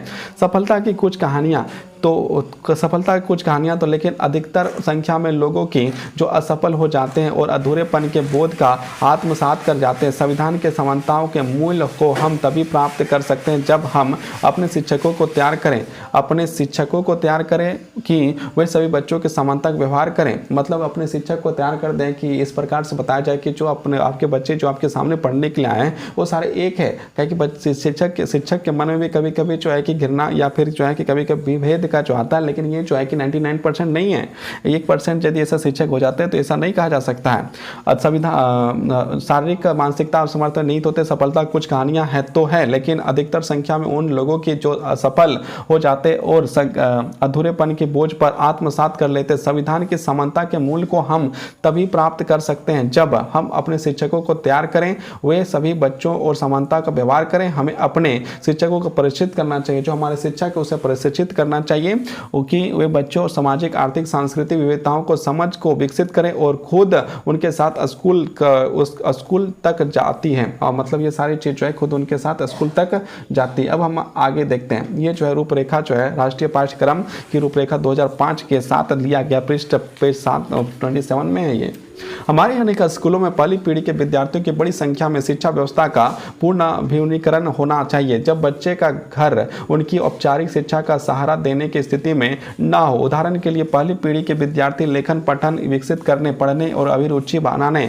भाषा के परिचय प्राप्त करने और स्कूल के संस्कृति को परिचित होने के लिए पूर्णतः स्कूल पर निर्भर होंगे। निर्भरता तब तक बढ़ जाती है जब मातृभाषा स्कूल में प्रयुक्त भाषा से अलग होती है, और मातृभाषा बहुत ही इंपॉर्टेंट है, ये तो पता ही है। ऐसी स्थितियों में होमवर्क लगभग नहीं होना चाहिए, मतलब कि जब बच्चा समझ ही नहीं रहा तो होमवर्क करेगा कहाँ से, इसलिए होमवर्क नहीं होना चाहिए। बहुत से ऐसे बच्चे को घर में परिस्थितियों के कारण काफ़ी असुरक्षित होते हैं, जिससे हो सकता है कि वे समय पर आए, अनियमित रूप से आए, कक्षा में अधिक ध्यान दे पाए। ऐसे बच्चों के लिए इन विशेषताओं का मुख्य करने के लिए अंतवर्गीय सहायता जुटाना और ऐसी पाठ्यक्रम का बनाना आवश्यक है जो परिस्थितियों को प्रति संवेदनशील हो सके। राष्ट्रीय पाठ्यचर्या रूपरेखा 2005, और ये जो पृष्ठ संख्या 27 में दिया गया है। जो हम लोग जो है कि यहाँ पर अब जो क्रियाकलाप देख लेते हैं। क्रियाकलाप बहुत बाद में जो आया, फिर अभ्यास प्रश्न है ना, फिर जो है कि हम लोग 4.4 में आएंगे। अभी चैप्टर जो है कुछ लंबा ही जाएगा।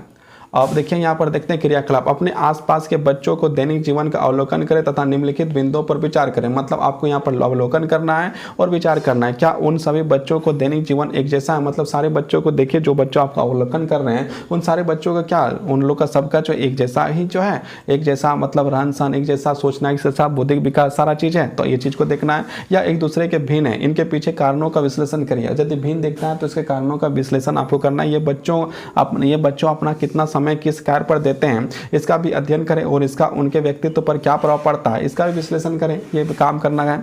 अपने अवलोकन के आधार पर इस पर विचार करें कि एक ग्रामीण पृष्ठभूमि के बच्चे और शहरी पृष्ठभूमि के बच्चे का बचपन मूलभूत अंतर क्यों है, इसके बारे में आपको जो है कि अंतर हो सकते हैं, मतलब कि जो ग्रामीण है और एक शहरी है उसमें जो है कि अंतर जो दिखता है तो वो अंतर क्यों है इसके बारे में यहाँ पर आपको बात करना है। अब हम लोग अभ्यास प्रश्न करते हैं। अभ्यास प्रश्न बहुत ही बाद में आपको मिल रहा है, मतलब आप जो है कि अभी तक जो है कि लगभग जो है 1 घंटा का क्लास कर चुके हैं, उसके बाद अभ्यास प्रश्न मिल रहा है। तो अभ्यास प्रश्न में आपको क्या देखा जा रहा है, तो अभ्यास प्रश्न में बताया जा रहा है बच्चों के जीवन परिस्थितियों में कुछ उदाहरण बताएं। बच्चों की जीवन परिस्थितियां उसमें से आपको कुछ उदाहरण बताना है, तो आप उदाहरण यहाँ पर लिखने का प्रयास करिएगा। कुछ उदाहरण बच्चों के जीवन परिस्थितियों में कुछ उदाहरण बताइए। क्या लड़का और लड़की के जीवन वास्तविकता में अंतर होती है, मतलब एक लड़का और एक लड़की जो होती हैं और दोनों के जीवन में अंतर होता है, इसमें आपको चर्चा करना है कि और होता है तो क्यों होता है, इसके बारे में आपको यहाँ पर डिटेल्स लिखना है। अब हम लोग स्टार्ट करते हैं 4.4 बच्चों एवं किशोर किशोरियों के बारे में उसके अभिभावक एवं शिक्षकों की क्या धारणाएं होती है।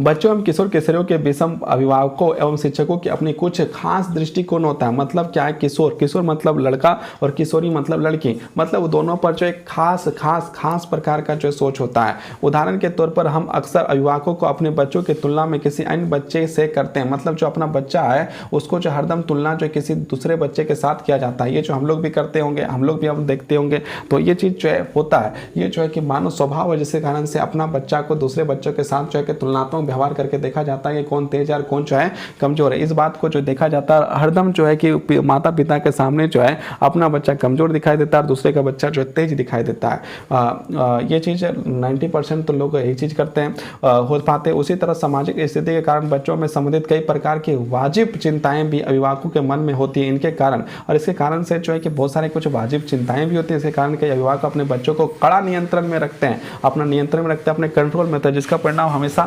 सकारात्मक नहीं निकलता है। कड़े नियंत्रण में से बच्चे के अपने अभिभावकों के दूरी बनने लगते हैं। जब कड़ा हो जाता है तो बच्चा और जो है अभिभावक के साथ जो है दूरी होने लगता है, जिसके कारण अभिभावक को स्वाभाविक तौर पर यह पता नहीं चल पाता है कि उनके बच्चे कि क्या अपेक्षा है, और अभिभावक को ये पता नहीं चल पाता है कि बच्चे की अपेक्षा क्या है। यदि अभिभावक का दृष्टिकोण ठीक नहीं हो तो अपने परिवार को 2-4 बच्चों के बीच असमंजस की स्थिति उत्पन्न हो जाती है। विद्यालय में एक शिक्षक या शिक्षिका के लिए अपनी कक्षा में सभी बच्चों को समझना पाना और कठिन हो पाता। अक्सर यह देखा जाता है कि बिना गहन विश्लेषण किए हुए ही बहुत सारे शिक्षक या शिक्षिकाएं अपनी कक्षा में कई बार बच्चों के बारे में नकारात्मक धारणा बना लेते हैं। मतलब कि बच्चे के बारे कुछ शिक्षक और शिक्षिका नहीं जानती, उसके बाद भी जो है कि बच्चे के बारे में जो नकारात्मक धारणा बनाती है कि इसका जो इसका कारण क्या हो सकता है, ये जो शिक्षक और शिक्षिका के द्वारा निकल जाता है, जो बिल्कुल ही गलत है। इस कारण उन बच्चों का शिक्षकों का बहुत ध्यान नहीं रहता, और जो है कि बहुत ध्यान जो है मतलब कि जो नकारात्मक यदि भावना बना लिया है तो शिक्षक और शिक्षिका का उस पर जो ध्यान नहीं रहता है और वे उनके जीवन के सकारात्मक हस्तक्षेप नहीं कर पाते, और जो सकारात्मक हस्तक्षेप जो शिक्षक के द्वारा नहीं हो पाता। कई बार अभिभावक और शिक्षक दोनों की धारणा एक दूसरे से मिलती है। कई बार जो ऐसे होते हैं जो शिक्षक और अभिभावक मतलब माता पिता और जो है अभिभावक दोनों का जो है कि मतलब कि धारणा एक दूसरे से मिलती है, तो कई बार नहीं मिलता है। कई बार ऐसा होता है जो नहीं मिलता है। इसका उदाहरण है विद्यालय में अभिभावक का बैठने के दौरान देखा जा सकता है। ऐसा इसलिए भी होता है क्योंकि अभिभावक और शिक्षक अलग अलग दृष्टिकोण के सही मानकर अपना तर्क देते हैं। मतलब अभिभावक अपना तर्क देता है, शिक्षक अपना तर्क देता है, दोनों का तर्क जो अलग अलग होता है, दोनों एक दूसरे के खिलाफ होते हैं, दोनों एक दूसरे के जो है बच्चों को जो है कि समझ नहीं पाते कि बच्चा क्या चाहता है, बच्चा का विकास के लिए क्या होना चाहिए, ये दोनों जो समझ ही नहीं पाता। बच्चों के विकास में अभिभावक और शिक्षकों की धारणाएं बहुत ही बड़ी भूमिका निभाते हैं। आपने ऐसी उदाहरण देखे होंगे कि जहां किसी साधारण बच्चे को लगातार प्रोत्साहन देने से उसकी पढ़ाई में अच्छा सुधार हो जाता है, वहीं किसी अच्छे विद्यार्थी के प्रति नकारात्मक बर्ताव करने से उसकी उपलब्धियां गिरावट में आने लगती है। इसलिए यह जरूरी है कि अभिभावक और शिक्षकों की धारणाओं को समझ जाए। आगे दी गई सरणी में बच्चों को किशोर किशोरियों के बारे में अभिभावक और माता पिताओं के कुछ अन्य समान धारणाओं से उदाहरण दिए जाते हैं। आप अपने आसपास के कुछ अभिभावकों से बातचीत करके इस सारणी में अन्य प्रसंगों को धारणा भी जोड़ सकते हैं। मतलब यहाँ पर आपको सारणी दिया गया है, इस सारणी में जो है कि आप जो है यदि अभिभावकों से बातचीत कर रहे हैं तो बातचीत करने के बाद आप जो इस सारणी में और सारे चीज़ जो है और सारे गुण अवगुण जो है आप यहाँ पर जोड़ सकते हैं। तो यहाँ पर देखते हैं क्या है ना, बच्चों के प्रति अभिभावक माता पिता कुछ समान धारणाओं के उदाहरण। यहाँ पर जो 7-8 छोड़ दिया गया, बाकी आपको 6 पॉइंट दिया गया है, तो 6.7-8 आप अपने से भर सकते हैं। बच्चों को हमेशा समझते रहना चाहिए, नहीं तो गलत दिशा में चल जाएंगे। बच्चों को जो हमेशा समझा देते रहना चाहिए, नहीं तो वो जो है गलत दिशा में जा सकते हैं। बच्चे नादान होते हैं और उसको किसी प्रकार की समझ नहीं होती। बच्चे जो नादान होते हैं जिस कारण से उसको किसी प्रकार की समझ नहीं होती है, इसलिए उनके बातों को समझाना बहुत ज़रूरी है। बच्चे खेल और घूमने में बहुत समय नष्ट करते हैं। बच्चे जो है कि घूमने और खेल कूद में जो है कि बहुत सारा समय जो है नष्ट करते हैं, तो उसमें भी ध्यान देना चाहिए। बच्चों को यदि नहीं डांटेंगे तो वे नहीं समझेंगे। इस प्रकार के जो नकारात्मक प्रभाव दिया गया, बच्चों को नहीं डांटेंगे तो नहीं समझेंगे, जो कि डांटना नहीं चाहिए, समझाना चाहिए। बच्चों से दोस्ताना व्यवहार रखना चाहिए। बच्चों के साथ जो दोस्ताना व्यवहार रखना चाहिए कि वो अपना सारी बातों को आपके सामने आकर उगल दे। अपने साथ यदि बच्चों के साथ बच्चों के साथ दोस्ताना व्यवहार रखेंगे तो आपके साथ जो सारे बातों को शेयर करेगा। बच्चों से दूरी बनाकर एक सख्ती से पेश आना चाहिए। बच्चों के साथ दूरी बनाना चाहिए, लेकिन बहुत कम ही दूरी बनाना चाहिए, और सख्ती से तो कभी पेश आना ही नहीं चाहिए। ये मेरा अपना मानना है। अब जो है कि यहाँ पर 9.789 आपके लिए छोड़ दिया गया, तो आप करिए आराम से। अब यहाँ पर हम लोग आगे बढ़ते। इसी तरह शिक्षकों के भी बच्चों के प्रति कई धारणाएं होती है। मतलब क्या है, शिक्षक के प्रति भी बहुत सारी धारणाएं होती है, जो उसको देखते हैं। आगे के सारणी में कुछ धारणाओं को दर्शाया गया है जो शिक्षक के लिए है ना। आपकी धारणाओं के इन धारणाओं को भी का मेल खाती है, इनका विश्लेषण करें। मतलब इसका विश्लेषण करके देखिए क्या मेल खाती है या नहीं खाती है। बच्चों के प्रति शिक्षक की कुछ सामान्य धारणाओं के उदाहरण, मतलब शिक्षक की क्या धारणा है। कक्षा में कुछ बच्चे ही तेज हो सकते हैं। मतलब शिक्षक की धारणा, कक्षा में जो कुछ बच्चे ही तेज हो सकते हैं, जो बिल्कुल गलत है। सारे बच्चे भी तेज हो सकते हैं। कक्षा के अधिकतर बच्चे औसत होते हैं। कक्षा के अधिकतर बच्चे जो औसत होते हैं, ये भी गलत है, क्योंकि मैंने जो है खुद बच्चों को तेज होते देखा हुआ है। बच्चों को डांट कर सिखाया जाता है। बच्चों को जो है डांट कर ही सिखाया जाता है, जो गलत बात है। बच्चों को डांटना ही नहीं चाहिए। कई बच्चों को अपनी पारिवारिक पृष्ठभूमि के कारण पढ़ने में तेजी नहीं हो पाती। ये एक बात सही है कि पारिवारिक पृष्ठभूमि के कारण से भी जो बच्चों की समस्याएं आती है।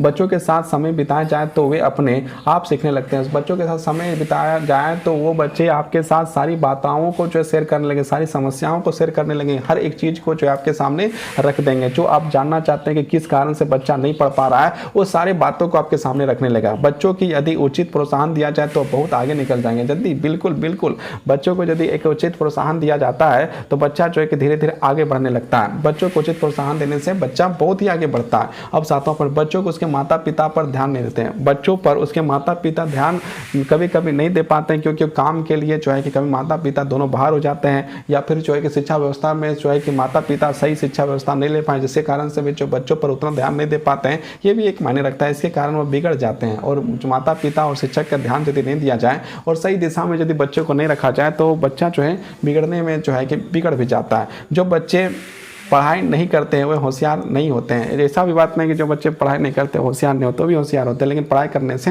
वो जो ज़्यादा होशियार होते हैं, ज़्यादा समझदार होते हैं। अपनी व्यवस्थाओं को समझते हैं, अपने देश को समझते हैं, अपने समाज को समझते हैं, अपने भूगोल को समझते हैं, अपने इतिहास को समझते हैं, गणित वणित सारे सवालों को भी हल कर सकते हैं और सारी स्थिति परिस्थितियों को जो है समझने लगते हैं। ये चीज़ होता है। उपयुक्त सारणी में लिखित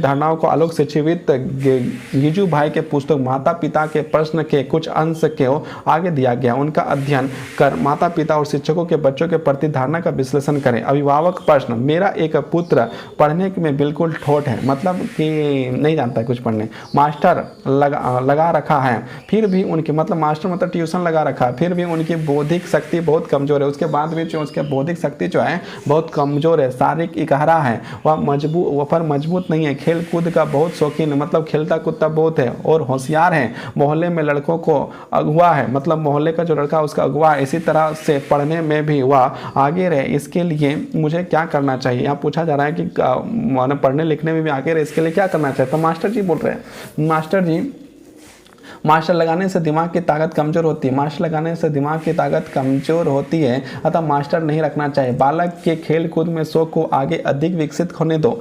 अगुवाई करने में इसके जोश को पढ़ाई की वजह से कमजोर ना पड़ने दो। गली में जो ये क्या बोल रहा है, क्रिया शक्ति तथा साहस शक्ति विकसित होती है, वह पुस्तकें से पढ़ने से नहीं। मतलब जो वहाँ पर जो साहस शक्ति मिल रहा है वो जो किताबें पुस्तकें से पढ़ने में नहीं, पढ़ती हुई पुस्तकें पढ़ने से जो प्रेरणा हम बालकों को जगाना चाहते हैं वह पहले से ही उसमें है। उसे विकसित करने में बालक का और आपका भला होगा। पढ़ाई यानी लिखना पढ़ना और हिसाब करना है, इन्हें तो व्यक्ति जब चाहे तभी सीख लेता है, परंतु जिस वजह से बालक स्वतः साहस, हिम्मत, चपलता, समय की पाबंदी आदि को गुण आत्मसत्ता सत्ता करना चाहता है उस पर वे में अगर हम उसके लिए बाधक बन जाते हैं तो वह हमेशा हमेशा के लिए अपंग बन जाएगा। मतलब उससे जो आगे बढ़ने तो और बड़ा होने पर चाहे वह कितना भी शिक्षित हो जाए क्रियाशील तथा शक्तिहीन ही रह जाता है। ज़्यादा पढ़े लिखे लोग कुछ काम नहीं कर पा सकते हैं, साहस के हर काम में होते हैं पीछे रहते हैं और उसका कारण है बचपन में माता पिता ने या शिक्षक उसमें से शक्ति का विकसित नहीं की थी।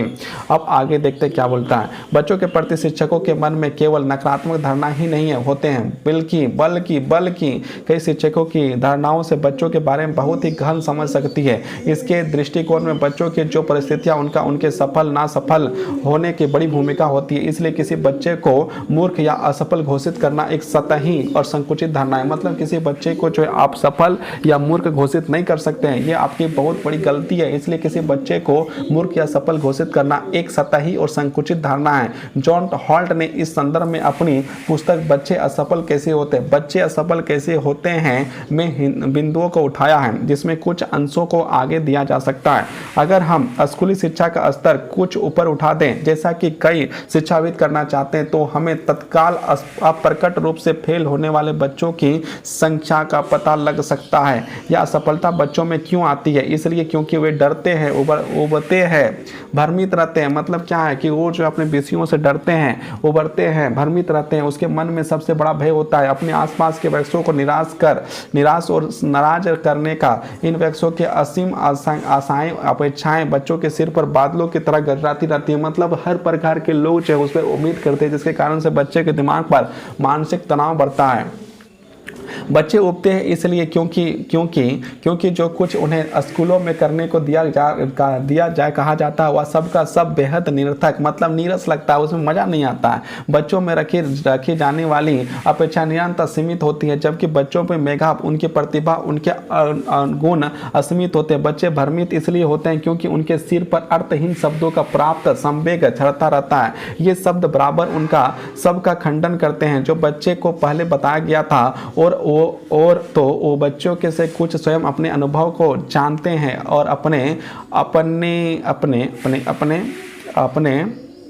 उससे भी शब्द प्राप्त कई संबंध नहीं होता है। अर्थात अनपढ़ सी छवि बच्चों के मन में होती है, उसे पूरी तरह काटा हुआ होता है और व्यापक असफलताएं होती है। हमारी कक्षाओं में आखिर होता क्या है? हमारी कक्षाओं में क्या होता है? ये असफल होने वाले बच्चे अपनी कक्षाओं में भला करते हैं क्या सोचते हैं? वे अपने सार्थक का उपयोग क्यों नहीं करते हैं? ये इन सारी बातों को यहाँ पर जो चर्चा किया गया है। अब आगे हम लोग देखते हैं आगे क्या लिखा हुआ है। तो आगे हमें वर्षों में शिक्षक और छात्र शिक्षकों में तय अनुमान करता है कि वे अभी अपने काम के प्रति यह दृष्टिकोण अपनाएं, पर ऐसा कहते हैं कि वे पलटवार मुझसे जानना चाहते हैं। स्कूलों में होने वाली हर एक भूल के लिए आप हमें दोषी क्यों ठहराते हैं? मतलब हर प्रकार के जो भूल होते हैं उसमें दोषी क्यों ठहराते हैं? आप हमें इस कदर अपराध का बोध में क्यों दबा देना चाहते हैं? पर ऐसा तो मैंने कभी ही नहीं कहा। मैंने तो कभी स्वयं का दोषी नहीं ठहराया, ना ही इस बात के लिए स्वयं को अपराधी माना कि मेरे छात्र वह सभी नहीं सीख सके जो मैंने उन्हें सिखाया पढ़ता था। मतलब आपने कभी अपने आप को दोषी नहीं माना कि मैंने जितना चीज़ अपने छात्रों को पढ़ाना सीखा वो जो है नहीं सीख पा रहे हैं, ना इस बात के लिए मैं वह नहीं कर पा रहा था जिसका संकल्प मैंने अपने काम पर प्रारंभ करने से पहले जरूर किया था, जिसे वह पाने के लिए राह मुझे सूझी नहीं। पर इसका इतना जरूर था कि अपनी सफलताओं के लिए मैं स्वयं को दोषी नहीं जिम्मेवार आवश्यक मानता हूँ। आजकल हर जगह हमारे स्कूलों के स्तर को ऊंचा उठाने की चर्चा है। यह चर्चा सुनाई तो पड़ती है कि बच्चों की अगली कक्षा उत्तीर्ण करने के लिए पहले हम सुनिश्चित कर लें कि कुछ उन्हें जानना चाहिए, उन्हें बच्चों से जान भी लिया जाना चाहिए। मतलब बच्चों से वार्तालाप होना चाहिए, बच्चों की कामनाओं को जानना चाहिए, बच्चों की बातों को जानना चाहिए, बच्चों की भावनाओं को जानना चाहिए। पर इन सुझावों को अपनाने पर उनका व्यवहारिक रूप क्या होगा? हम केवल उस छल कपट को बढ़ावा देंगे जिसकी चर्चा मैं पुस्तक में कर चुका हूँ। इम्तिहानों में पहले बच्चों को बार बार कुछ दोहराने पर बाध्य करेंगे। मतलब क्या है कि जो आंसर क्वेश्चन को रटवाएंगे जिससे बाहरी तौर पर वह लगने लगे कि वे सब जानते हैं। मतलब बाहर में लोग समझने लगे कि बच्चा जब क्वेश्चन याद कर लिया, आंसर याद लिया, तो लोग जो है कि बोलेंगे ये तो बहुत जानता है, जो असल में वो जानते ही नहीं है। साथ ही इन नियमों के समान रूप से लागू भी नहीं किया जा सकता, और इसमें जो है कि समान रूप से लागू भी नहीं किया जाता। विचार करने योग्य बातें, स्कूलों में दाखिल बच्चों में 40% स्कूली शिक्षा पूरी नहीं कर पाता है तथा अप्रकट रूप से फेल होने वाले बच्चों की संख्या हमारे अनुमान से भी अधिक है। इस कथन का तात्पर्य अपने शब्दों में बताइए, या स्थिति अपनाने अपने अनुभव से की होगी, आपकी दृष्टि में उसके क्या कारण हो सकते हैं, इसके बारे में आपको यहाँ पर बताना है ना। तो इस चीज़ को आप जो है कि बताइए, और हम जो है कि आगे जो है और बढ़ते हैं। उपयुक्त ग्रंथ्यास में जॉन हॉल्ट ने बच्चों के ऐसी जीवन परिस्थितियों को उजागर किया है जिससे स्वयं बच्चे भी अपने मतलब बच्चे क्या जानते हैं, बच्चे कुछ तो जानते नहीं। उन्हें ऐसा लगता है कि विद्यालय और शिक्षक द्वारा जो भी किया जाता है उनको उसमें उनका दोष नहीं है, इसलिए अपनी सारी असफलताओं का जिम्मा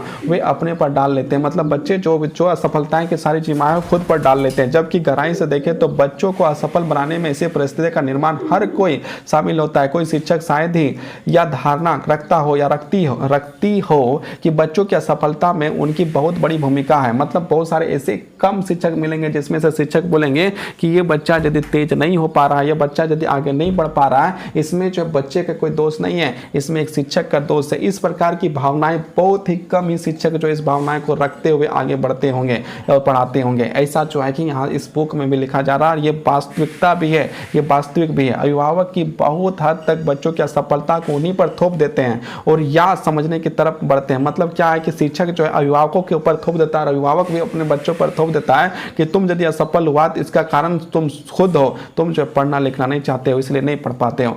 असफल होने का सूत्रधार कौन है? यदि अभिभावक और शिक्षक गण बच्चों के जीवन के परिस्थितियों का संवेदनशील हित हो जाए तो बच्चा असफल नहीं होगा। मतलब कि यदि बच्चे के साथ यदि मिल जाए, बच्चों की बातों को यदि समझने लगे अभिभावक और शिक्षक, तो बच्चा कभी फेल हो ही नहीं सकता है। इन बातों को जो है कि यहाँ पर चर्चा किया गया है। विचार करें, आपके साथ भी कक्षा में कभी ऐसा हुआ है जब आपके द्वारा बच्चों को सिखाने का प्रयास का परिणाम नहीं निकला जैसा कि आपने सोचा था? क्या आप बता सकते हैं कि ऐसा क्यों हुआ? इन कारणों का आप अपने शब्दों वर्णन करें। यहाँ पर जो अपने शब्दों में आपको वर्णन करना है कि ऐसा यदि हुआ तो क्यों हुआ, इन बातों को जो आप वर्णन करके यहाँ पर बताएं। मतलब लिखिए और बताइए। अब जो है कुछ सवालें हैं, जो सवाल जो है कि आपको यहाँ पर बताते हैं। अभ्यास प्रश्न है, बच्चों के संदर्भ में अभिभावक माता पिता के कम से कम 2 धारणाएं बताएं। बच्चों के बारे में शिक्षक की कुछ सकारात्मक धारणाएं बताएं। क्या बच्चों के बारे में अभिभावक और शिक्षक को एक जैसी धारणाएं होती है जैसी होती है, ये भी आपको यहाँ पर बताना। अब हम लोग 4.5 में जाते हैं। कक्षाई विमर्श में बच्चों का किशोर और किशोरियों के जीवन में, मतलब लड़का और लड़कियों के जीवन में वास्तविकता में शामिल करना। और कितना बड़ा चैप्टर है, थोड़ा सा हम लोग देख लेते हैं, है ना, थोड़ा सा देख लेते हैं, है ना, कितना लंबा है। बात एक ही टॉपिक जो है कि हम लोग को जो है कि पढ़ना है 4.5। तो थोड़ा सा आप जो समय बिताइए मेरे साथ और जो इसको पढ़िए ध्यानपूर्वक, है ना। देखते हैं। अब तक इस इकाई में बच्चों के बचपन किशोरावस्था समेत जिन जीवन परिस्थितियों की चर्चा हम करते आ रहे हैं उसमें हम सकारात्मक बदलाव लाना है। तो स्वयं बच्चों को इस बारे में सजग बनाना होगा। यह तभी संभव होगा जब जीवन परिस्थितियों के सहज चर्चा पर बच्चों के साथ कक्षा में हो सके। राष्ट्रीय पाठ्यक्रम की रूपरेखा 2005 के 5 मार्गदर्शक सिद्धांतों को सबसे पहले मार्गदर्शक सिद्धांत यह है, ज्ञान को स्कूल के बाहर और जीवन से जोड़ना। मतलब जो ज्ञान है उसको जो स्कूल के बाहर के साथ, मतलब स्कूल के चौखट से बाहर और स्कूल के अंदर दोनों के साथ जो है समन्वय करना है, दोनों को जोड़ना है। ये जो है पाठचर्या रूपरेखा 2005 के मार्गदर्शन सिद्धांतों का पहला मार्गदर्शन सिद्धांत है, ज्ञान को स्कूल के बाहर के जीवन से भी जोड़ना है। मतलब जो ज्ञान है उसको जो स्कूल के बाहर के साथ भी जोड़ना है। इससे भी यह स्पष्ट होता है कि कक्षाएं ज्ञान से बच्चों के जीवन परिस्थितियों को जोड़ना पाठ्यक्रम का महत्वपूर्ण लक्ष्य है। अतः शिक्षकों को चाहिए कि वे अपनी कक्षाओं में ऐसी परिस्थितियां का निर्माण करें जिससे बच्चे अपने जीवन के वास्तविकता को खुलकर साझा कर सके। मतलब हर एक प्रॉब्लम को, हर एक समस्या को, हर एक चीज को जो है बच्चे जो है अपने शिक्षक के साथ जो है साझा कर सके और चर्चा के माध्यम से उन पर सही समझ जो है कि बना सके। अब प्रश्न उठता है कि कक्षाई विमर्श में क्या ऐसी परिस्थितियां को बनाने में संभावना है? मतलब कि एक कक्षा विमर्श कौन करेगा? कक्षा विमर्श क्या एक शिक्षक और बच्चे आपस में करेंगे? तो ये बहुत ही इंपॉर्टेंट है, करना बहुत महत्वपूर्ण है। इससे बच्चों को जो है विकास होता है। बिल्कुल है, बिल्कुल है। और इसके लिए शिक्षक गण के पास कई तरीके और शिक्षण विधियां भी होती हैं, मतलब शिक्षण की अलग अलग विधियां होती है जिससे ये काम कर सकता है। उसमें से कुछ चर्चाएं आगे की जा रही है, लेकिन कुन तरीकों का इस्तेमाल कोई शिक्षक तभी कर सकेगा जब वह अपनी कक्षा के हर बच्चे के जीवन का अनुभव योग्यता को विश्वास करता है। मतलब जो है कि हर एक बच्चा पर विश्वास करता है, आगे बढ़ सकता है। इन बातों को यदि एक शिक्षक समझता है तो इन बातों को जो है कर सकता है। नहीं तो यदि लगेगा कि ये बच्चा तो शुरुआत से मतलब कि नई तेज है तो ये कुछ कर ही नहीं सकता है, तो फिर जो है कि बच्चा का विकास जो है एक शिक्षक के द्वारा करना बहुत ही मुश्किल हो जाएगा। सबसे महत्वपूर्ण सामग्री हमारे स्कूलों में चलने वाले पाठ्य पुस्तकें। इस विश्लेषण में करें तो आप पाएंगे कि विभिन्न विषयों में अध्यायों में कहानियां, कविताएं, सवालों, उदाहरणों, चित्रों के माध्यम से बच्चों बचपन किशोरावस्था संबंधित कई बातों को लाया जा सकता है। मतलब वो कविताएं हैं, कहानियां हैं, सवाल हैं, उसमें चर्चाएं चर्चा परिचर्चा किए जा सकते हैं। बच्चे और शिक्षक एक दूसरे से बात कर सकते हैं। वो जो बाहर के बातों को बात कर सकते हैं, घरों के बारे में बात कर सकते हैं, और जो सारी समस्याओं को लाकर जो है कि समस्या का समाधान भी कर सकते हैं। अब शिक्षक की कोशिश यह होनी चाहिए कि उन प्रसंगों को सूक्ष्म तरीके से केवल पाठ के तौर पर ना पढ़कर उन्हें इस प्रकार से पढ़ाएं जिससे वे अपने जीवन परिस्थितियों के भी उन अध्यायों से जोड़कर देखें। मतलब इस प्रकार से पढ़ाना चाहिए कि शिक्षक को इस तरह पढ़ाना चाहिए जिससे जो है कि ये मतलब बच्चे जो है उसमें जो अपने आप को जोड़ कर देखें और अपनी बातों को भी रखें, अपनी समस्याओं को भी रखें, अपने समाधान को भी रखें, अपनी सारी चीज़ों को जो भी रखें।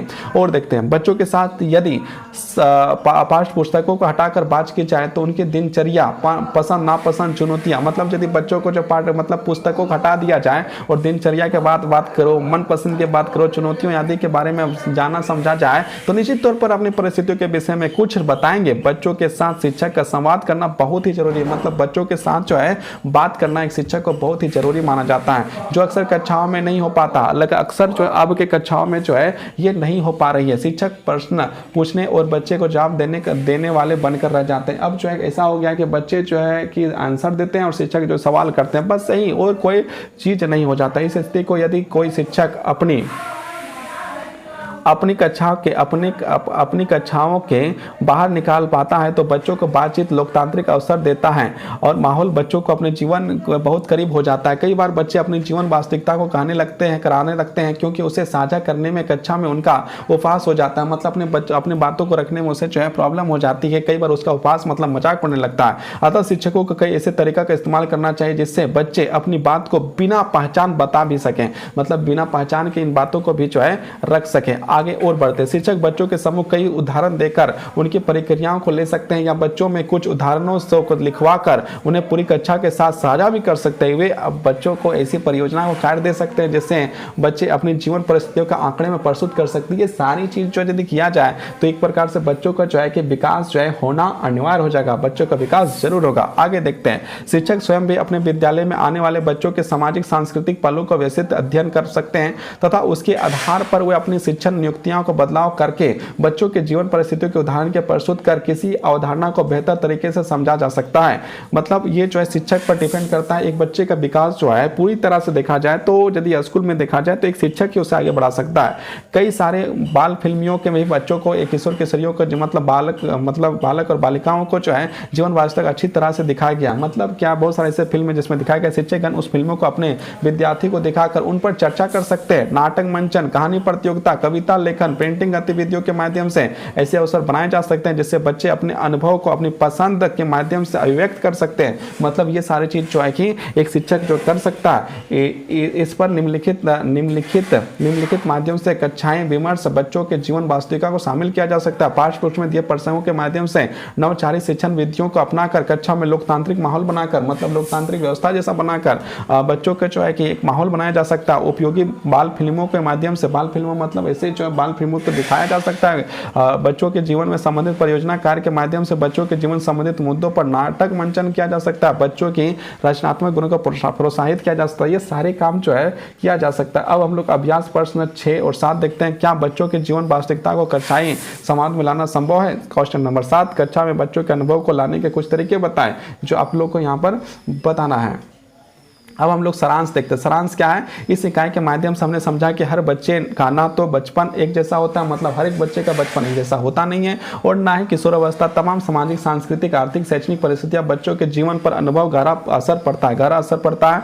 बचपन का अनुभव इस पर निर्भर करता है कि बच्चा लड़का या लड़की है, मतलब क्या लड़का है या लड़की, उसके अनुसार से समाज उससे व्यवहार करता है, किस धर्म का है, किस जाति का है, किस समुदाय का है, परिवार का है, आर्थिक स्थिति कैसी है, परिवार में सदस्य कितने आदि। इस कारण से बच्चों का बचपन विविधताएं दिखाई देती है। साथ ही हमने यह भी जाना कि बाल श्रम, गरीबी, हिंसा, फुटपाथ आदि विपरीत परिस्थितियों में रहने वाले बच्चों के सोच में केवल कुंठा और नकारात्मक नहीं होती, बल्कि वे परिस्थितियों को बदलने की आशंकाएं रखते हैं। मतलब जो गरीबी है उसके बाद भी वो परिवर्तन ला सकता है। फुटपाथ के बच्चे भी जो है कि IAS ऑफिसर और आगे बड़े बड़े ऊंचे पदों में जा सकते हैं और बहुत बड़ा बड़ा काम कर सकते हैं। बच्चों के जीवन में विपरीत परिस्थितियों के साथ साथ बहुत सारी सकारात्मक की नजर भी आती है। बच्चों के संदर्भ में भूख, बीमारी, कुपोषण जैसे विकराल परिस्थितियां भी हैं, मतलब कि बच्चों को जब भूख भी है, बीमारी भी है, कुपोषण का भी शिकार हो जाते हैं। इसका अब उनके शरीर में विकास पर तो गहरा असर पड़ता ही है, साथ में मानसिक तौर पर और पूर्ण विकसित नहीं हो पाते, मतलब विकसित नहीं होता। हमने यह भी जाना कि बच्चों के किशोर और किशोरियों, मतलब क्या, लड़कियों और लड़कियों के विषय में अभिभावकों के, शिक्षकों और अपना कुछ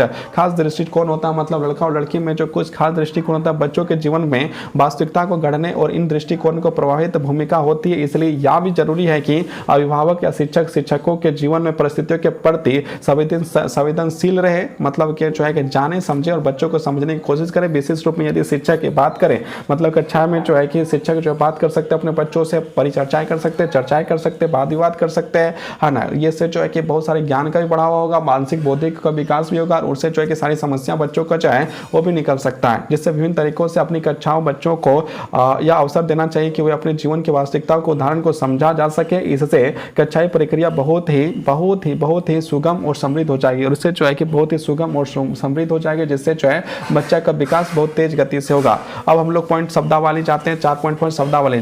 जप मतलब जाप मतलब होता है तबियत और स्वास्थ्य होता है। टाइबर माने बच्चे होते हैं, जो हम लोग पढ़े थे, टाइबर मतलब बच्चे होते हैं। ठोट मतलब जिस स्थिति में जिससे हिलने डुलने वाला नहीं होता है, किसी स्थिति में जो हिलने और डुलने वाला नहीं होता है। अब यहाँ से प्रश्न उत्तर जो यहाँ पर लिखा हुआ है, जिसका आंसर आप कर सकते हैं।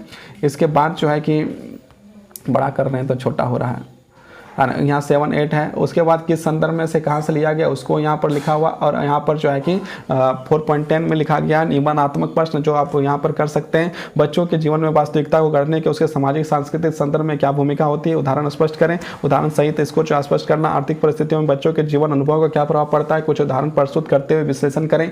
क्या विद्यालयों में बच्चों में अपनी जीवन परिस्थितियों को समझा करने के उपयुक्त माहौल मिल पाता है, क्यों और कैसे, इसके बारे में विवेचना करना, मतलब व्याख्या करना है। अभिभावकों की धारणाओं का स्रोत क्या है, कुछ धारणाओं को लेते हुए चर्चा करें। और ये बच्चों की असफलता, भय, उबरने, भरित होने, इस कथन को सौहार्दपूर्ण विश्लेषण करें, मतलब यहाँ भी विश्लेषण करना, व्याख्या करना। एक संवेदनशील शिक्षक या शिक्षिका के बच्चों के प्रति किस प्रकार धारणाएं होगी, समझाइए। सभी शिक्षकों के बच्चों के प्रति समान संवेदनशील क्यों नहीं होते हैं, अपने अनुभव के आधार में समझाइए। बच्चों के संदर्भ में गीजू भाई तथा डॉन हॉट के विचारों को तुलनात्मक विश्लेषण करें। गीजू भाई और डॉन हॉट के बारे में यहाँ पर आपको चर्चा करना है।